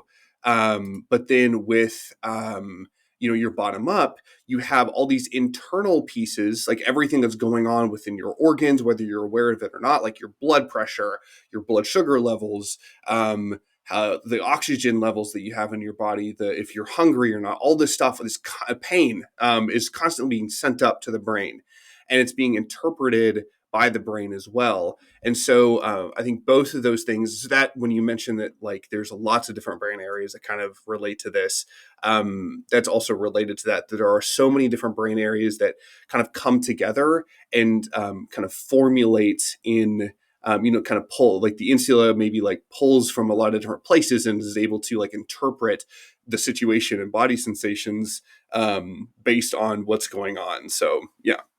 Yeah, and they've shown through like meditation and things like that, you're able to quiet the default mode network. Exercise helps with the insula and that interoception dynamic. But they also show that obviously if you suffer from rumination and worry and that type of stuff, intrusive thoughts, that meditation might not be as beneficial because you're kind of perpetuating the stimulus that causes the issue. And they found that mindfulness is a much better practice than meditation Mm-hmm. in those experiments, because you're taking them out of their head and into their body. It's like focus on your breath, focus on the sensation in your feet, your body, that type of stuff, as opposed to getting out of the head. But maybe once you are able to control that a little bit better, then going into meditation will allow you to quiet that default mode network. What are some ways, obviously we can understand like the downfalls of interoception when suffering from anxiety disorders, because the last thing you want to do is be in your head when you have all this intrusive thoughts, these negative valence thoughts going on. What are some therapeutic ways that we can help, that you've seen in the literature, incorporate it to improve, to create a more positive valence and a positive interoceptive state? Like how can we overcome this rumination, this worry, and all that stuff? Yeah, absolutely. That's a great question. So, some of the stuff that we just talked about, one, mindfulness is a big one, and on top of that, so I guess really quick, mindfulness, just like you described, being present, attention to the present moment. So not look, kind of having that rumination going backward or that worry going forward. You want to stay right here in the present moment, which as I'm sure to you all sounds very familiar. There's a lot of kind of like spiritual practices that have done this for centuries, millennia. And so this is just kind of like the westernized research method of describing that a little bit. But yeah, we have, so this like just attention to the present moment can really help practice and flex that attentional control muscle in your brain. We also do things. I'm going to just kind of talk about some like specific evidence-based therapy strategies we have. Progressive muscle relaxation is really, really good. And what that means is you start kind of like at the feet, and you will flex like every muscle group one by one, and then relax them. So you'll flex your feet for like 5 seconds and then let it release. And a lot of tension will kind of go out there. And what you're doing is you're kind of resetting the body almost, right? Where you're like, there could be a lot of tension built up. Like right now, me, for example, being kind of like, anxious about, being on a podcast, make sure I'm saying everything correctly, right? I can notice my shoulders now are a little bit tense, so I can like flex them and then let them rest. And now they feel more relaxed, right? So being able to do that and kind of sink down into the present moment is a very common strategy for anxiety. One other type of strategy that is commonly used is through it's called dialectical behavioral therapy, or DBT, and it's the idea that dialectical, meaning that like two things can exist at once, right? That we can have both be like, angry, but then also not kind of take it out on other people. We can manage that in a very successful way for us, not like holding it in either. We want to be able to really like manage that in a healthy way. And one very specific skill that can be used is it's very physical, is called the tip skill, or temperature intense exercise. And then we have that like paced breathing. So we have temperature. Holding ice cubes is a very common one for anxiety, because your body is like so activated. And so if you hold ice like with your hands, or you go outside, or put your face in the snow, if you're in winter and you live in a place where there's snow on the ground, or something like that, can really help literally cool your body down and reset it and get that really cold sensation to help focus on this in particular. And then intense exercise, which, kind of to like bring everything together, is literally integrated into this skill of being able to like run up and down the stairs a whole bunch, right? To kind of get that energy out, but then also to, like kind of like Tony had mentioned earlier, get that kind of that like a couple of, like 30, maybe 60 minutes after, you kind of feel a little bit better. It resets the body again, resets that sympathetic nervous system to activate more of the rest and digest system. Um, and then I mentioned exposure therapy is another really common way to help with anxiety, kind of more longitudinally, like relearning things. And then one other method that's very commonly used in like especially like CBT therapies is cognitive thought challenging, I should say. So people a lot of the times have beliefs about certain things, about themselves, about the world, and these can be like core beliefs, or they can be like automatic thoughts that just come up. And so the idea is that you challenge those thoughts. And the idea is not necessarily for them to be like always more positive, or always, more negative or whatever, but to be realistic. And so let's say you're having this thought of like, you're a student and you have a test coming up, and you're like, man, I am so worried about this. I'm going to fail, right? And then if I fail, like I'm going to drop out of college and whatever. And so the idea is that you ask yourself, or the therapist will ask you questions like, okay, well, what is kind of the, what has been your experience with this before? And let's say that this student has like failed a test before. It's like, well, did you like have to drop out of college then? And then they'll say like, well, no. And say, okay, well, what's the worst thing that can happen? And so they kind of say that, and it's like, okay, well, what's the most realistic thing that can happen? You come up with all of these different ideas of like all of the different possibilities to reduce the impact of that worst case scenario, because there's tons of different experiences that you as a person have had with failure that have gone like completely fine, right? That you can deal with, or maybe you just reduce that impact of that worst case scenario to help kind of reduce that anxiety, and stuff like that. So those are the really common ways that to help with anxiety that I have been able to use, thankfully, in my like therapeutic practice, and then also just as our like evidence-based practices for anxiety treatment. Yeah, yeah, definitely one of the things that exercise can do for anxiety is to kind of distract you, right? It can get you out of your head. If you're doing something hard, you're not really thinking about your intrusive thoughts. You're not really able to ruminate. So it does allow you to do that. The idea of talking through it, that makes a ton of sense, right? Because it's almost like a pros and cons list. It's like, what's the worst thing that can happen? Is that really that bad? But what's the best thing that can happen? How great is that if you just focus on that type of deal? And that can start to shift your perspective. It can also shift your focus of attention of like, oh, well, this really good thing sounds pretty awesome. So now I'm going to focus on studying, now I'm going to be as prepared as possible because I want this good feeling. And then if I don't do as good as I thought I was going to do, well, the worst case scenario doesn't really feel that bad. And I think from like a general perspective, non-anxiety, I think people, if you think about that stuff, it'll help you feel less trapped in a situation that you feel like you can't get out of. So say you have a bad job and you're just like, man, this job is killing me, but I just can't quit because I have bills, I have this, I have that. If you work through that scenario of like, well, what's the worst thing that can happen if I quit? Well, maybe I can't find a job right away. Well, what does that look like? Well, maybe we're going to have to be a little bit tighter on money. Blah, blah, blah. You know, you go down that list, and then Mhm. it's like, well, what happens if I find the job of my dreams? Oh, well, then my marriage gets better. The interactions with my kids get better. I make more money, right? I think having that idea of like pros and cons, worst case, best case scenario is a great way to start to work through really anything in life. But it can definitely, I can see the benefits of that being something in anxiety. One of the interesting things about you and about a lot of people in at least in our lab is um, you guys are really into like the fantasy dynamic of things. You read a lot of fantasy books, you play Dungeons and Dragons, and it'd be interesting to know if that escape from reality could manifest itself in very similar situations that we were just talking about, to get out of your own head, to be more mindful, to have that social component, to do something that you love to do.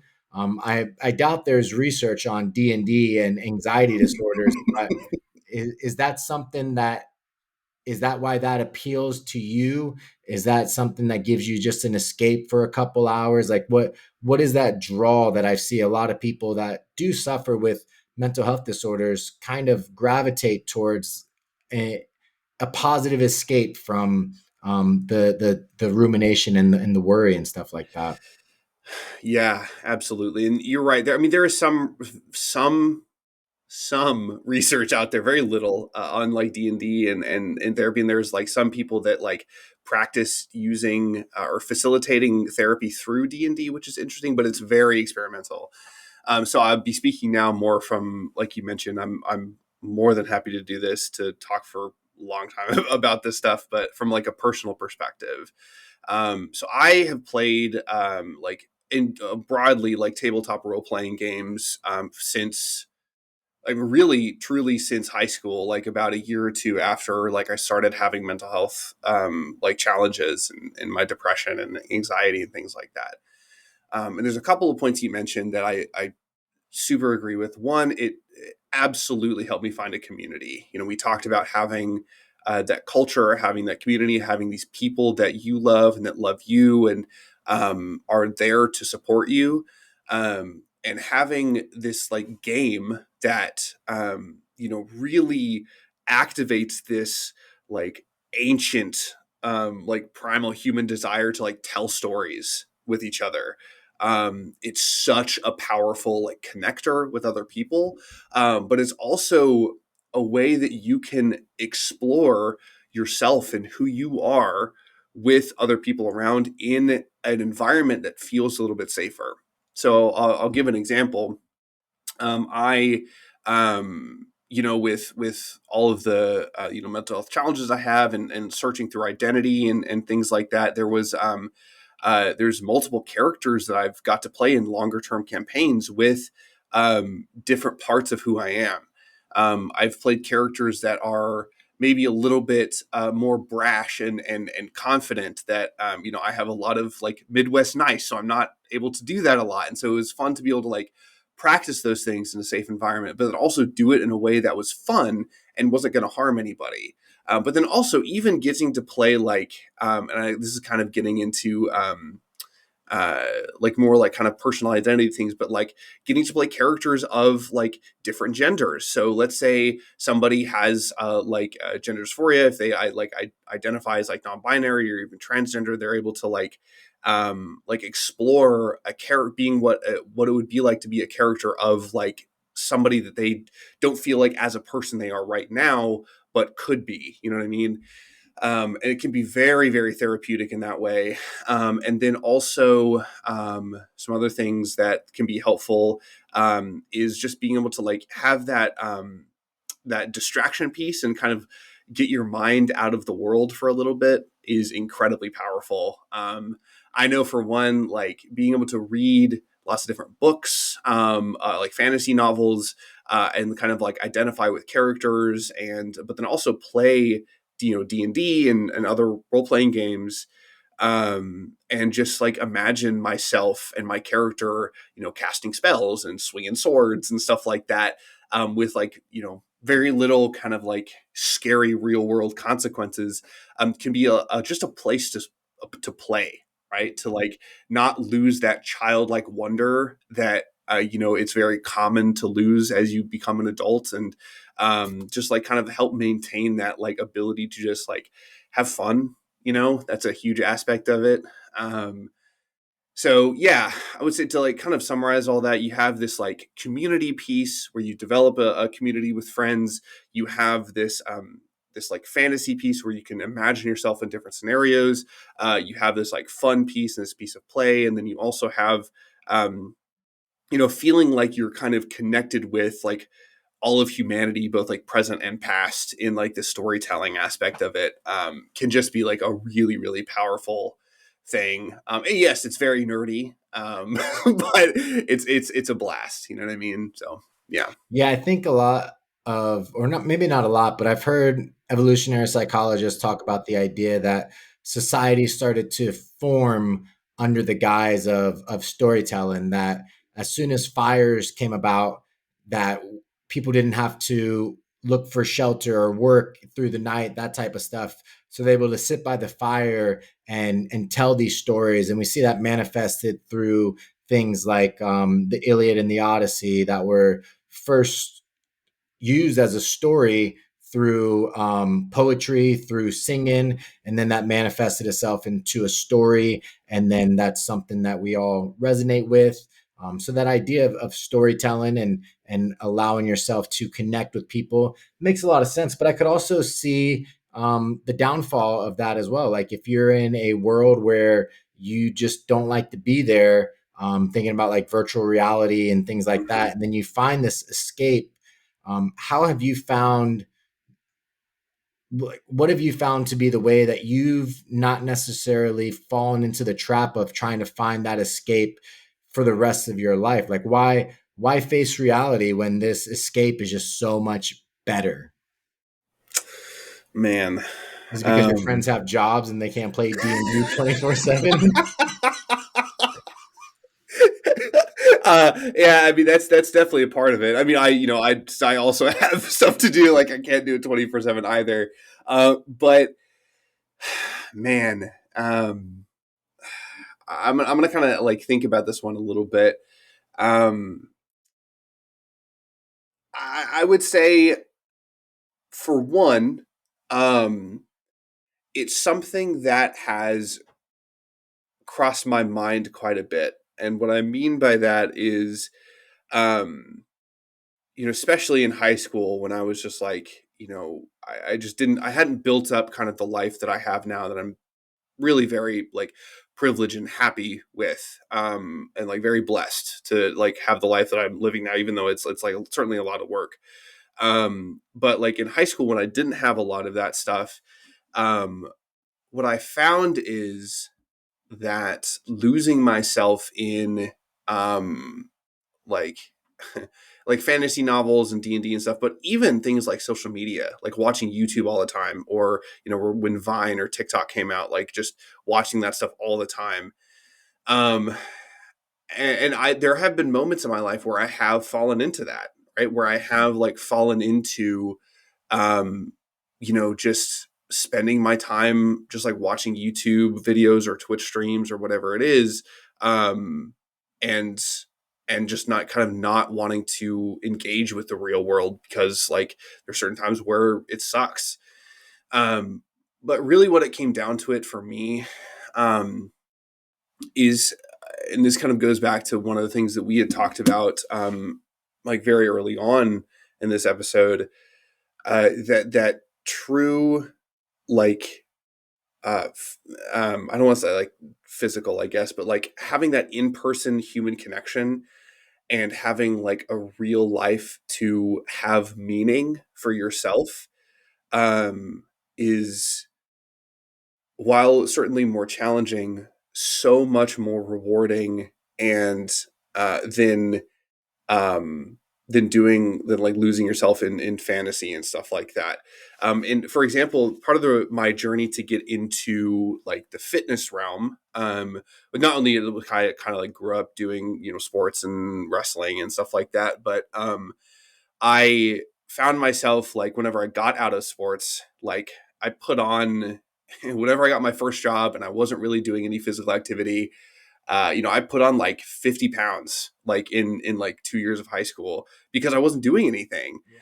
And then like as I got into college, I sort of realized that there was something missing from my life. And a part of it is that, through therapy and through a lot of introspection, that I was just very passionate about, wanting to like be a healthy human being, to feel good, to like have my brain like function at like peak capacity as much as possible. Then also like people that I admired, and that I, as a kid, I, read fantasy novels and I'm like, man, I want to be like this really like super big, strong character that like wields a great sword, and the only way that I can do that is by putting in that effort.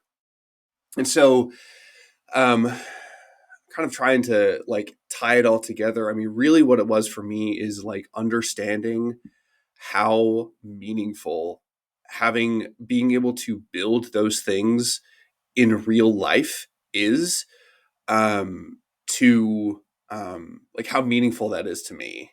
Not necessarily just like imagining it, but being able to like go work out. And like now, I I have like a couple of like medieval, like I have like a big Dane axe like in my room. And so to be able to like take that out and just like kind of play with it and swing it around and stuff like that, and knowing that I'm like strong and I can do that. I mean, that is, I think that's really what it's about for me, is having that real human connection with other people outside of like fantasy novels, not having just like, parasocial relationships through social media, but then also being able to like build myself, who I am in my physical, spiritual, mental, emotional body, to become like I want to be, I guess. Yeah. Yeah. No, I mean, the greater the challenge, the greater reward. It also sounds like, based on what you've been saying, that you and your parents didn't let the mental health disorders define you, and they didn't coddle you. I think if you could have done that, you could have easily seen that, you could have fell into a trap of like, oh, the world's scary. My parents are going to allow me to do whatever I want, and I don't want to go face the world. So now I'm going to be put in this situation where I can just escape. I can play video games in my parents' basements because they're allowing me to for the rest of my life. But it seems like they had the foresight and you had the foresight of like getting out there and challenging yourself, and not allowing the disorders to define who you are, but the ability to overcome them. And now, whether you like it or not, because I don't know if you signed up for it yet, now you're going to do your first powerlifting competition. So now that it's out in the ether, you have to do it. I have to do it now. Yeah, no, Yeah, yeah. absolutely. Yeah. But yeah, I think, is that something that you've always had as a defining characteristic of you, is like the challenge? Because obviously you're getting your PhD. That's no small feat. Although it's not as magnified as people make it out to. It's not the hardest thing in the world. I can Yeah. contest to that. Trust me. Maybe because it's exercise science, but maybe if you're being a brain surgeon, maybe it's gonna be a little more difficult. But not the hardest thing in the world. But it is a challenge, right? It is something that you have to spend 8 years doing. Is that something that you've always had? Is that something you developed through therapy? Like, how did you come to this idea that like, if I can face the challenges of the world, then I can really face anything? Yeah. Certainly therapy helped out a lot. Like, yeah, absolutely. Therapy was one of the biggest things.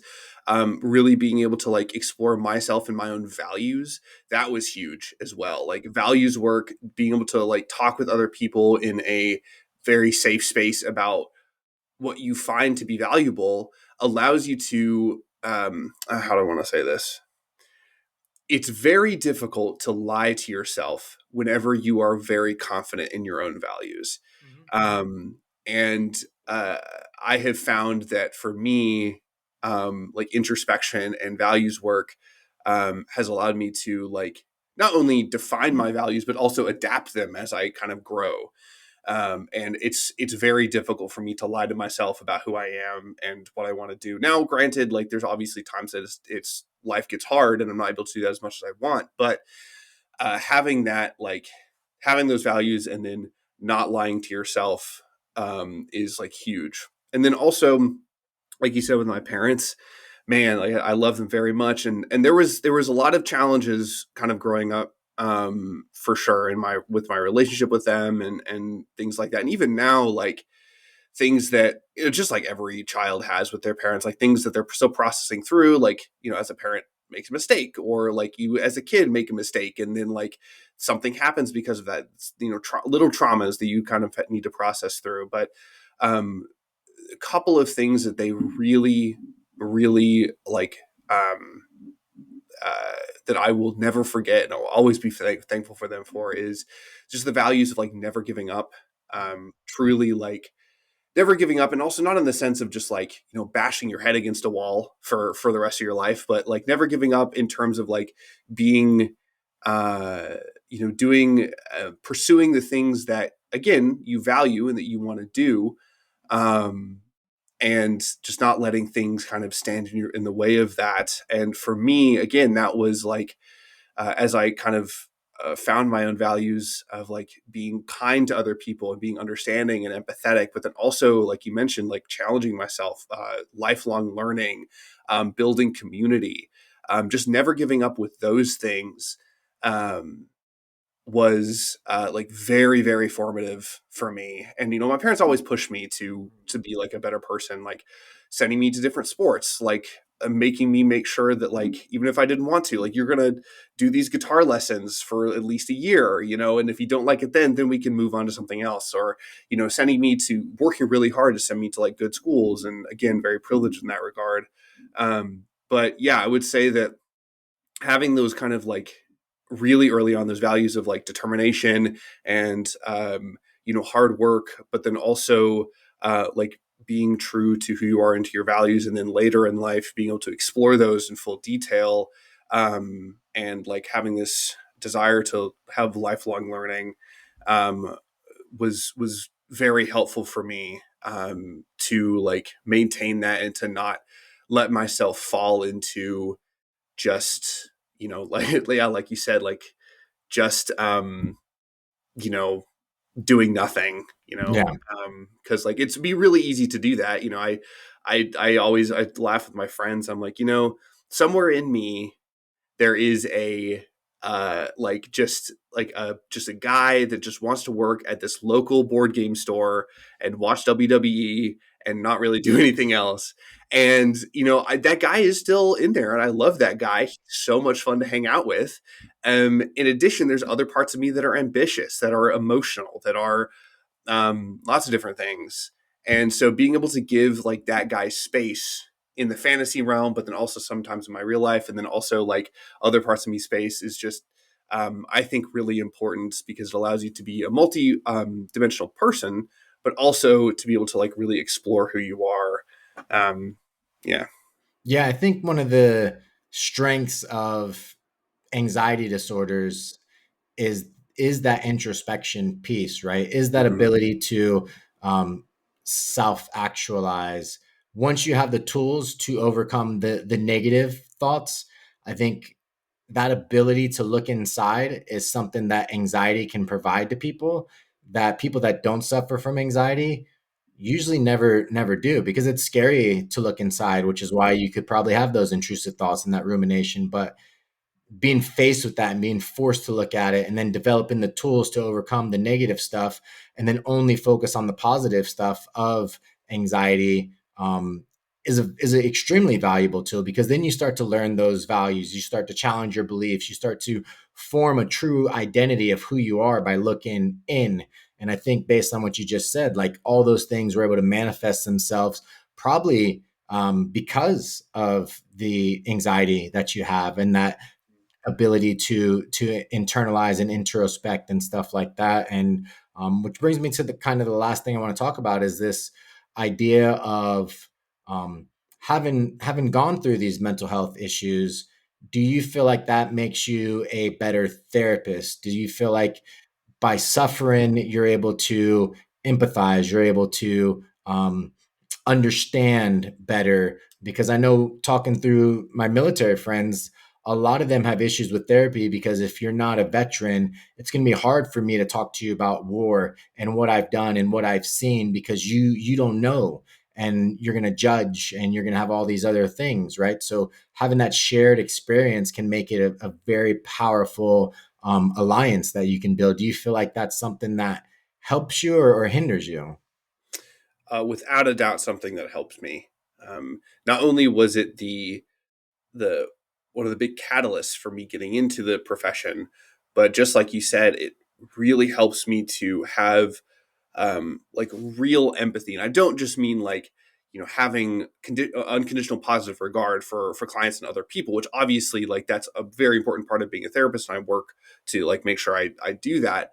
But by empathy, I literally mean imagining myself in their scenario and imagining what it would be like to feel what they're feeling. It is such a critical part of therapy, and in my opinion, like being a good friend, is being able to like listen to somebody and imagine yourself in their scenario truly and say, oh, well, of course that they would be responding this way or acting this way because I mean that would be just a really difficult situation, and or like because there's a common phrase that I really like that I um, don't attribute to something to malice that that's instead understand misunderstanding or something along those lines. I really like that because that's what I've found for like 99.9% of interactions. Yeah. Everyone has their own story, has the reason why they acted a certain way, and whether that be through their own mental health challenges or whether that be through just like some of the biases they have that they need to like work through, whatever it might be. um like being able to understand where people are coming from allows both me as the therapist, but then also the client to be very open in that regard and really talk about what's actually going on instead of having all of this like facade and not feeling like I can really express myself or whatever it might be, to actually talk about like the true emotions and break down those barriers. And although I don't think it's required that therapists have like experience with everything, right? Like I don't personally have any experience with like severe substance use, but I've worked with people that have and been able to have successful treatment. And it's not required. However, I will say being able to pull from personal like challenge and experience to make that connection with clients and patients and just other people, um, can be an incredibly powerful tool to allow the other person to open up and really to be themselves. And just like you mentioned with some of those like veterans that experience PTSD and talking with people that haven't like experienced war, and stuff like that, that's like very real. And although I don't think it's like obviously not required for a therapist to have, you know, gone into like active duty or military service or anything like that to be able to do successful treatment, but to be able to like show that you as the therapist can provide that safe space and truly empathize with them and say like I'm not going to judge you, and not just telling them but like literally showing them by your actions in the therapy room, like that's really what it's all about. And so I would say my mental health difficulties, while yes have been certainly a challenge for me over the course of my life, has been something that uh, I want to say I'm glad to have because it's made me to who I am. And like I said, I love what I do. I love where I am right now. So yeah. Yeah, man, we need more people like you in therapy, right? Well, thanks, Tony. Yeah, I yeah, appreciate yeah. that. You're gonna do great things, man. Thanks for coming on the episode and sharing your story, and hopefully sharing some stuff that people can find to be tangible and that they can use in their everyday life experiences, whether they suffer from acute bouts of anxiety or chronic bouts of anxiety. So I appreciate your time. I appreciate your knowledge. Yeah, thank you so much for having me. This was a blast. And yeah, just thank you for having me on and talk with me about this stuff. Yeah, no, Hope I was able appreciate to you, man. help out. Yeah. Yeah, yeah, yeah. Thank you so much.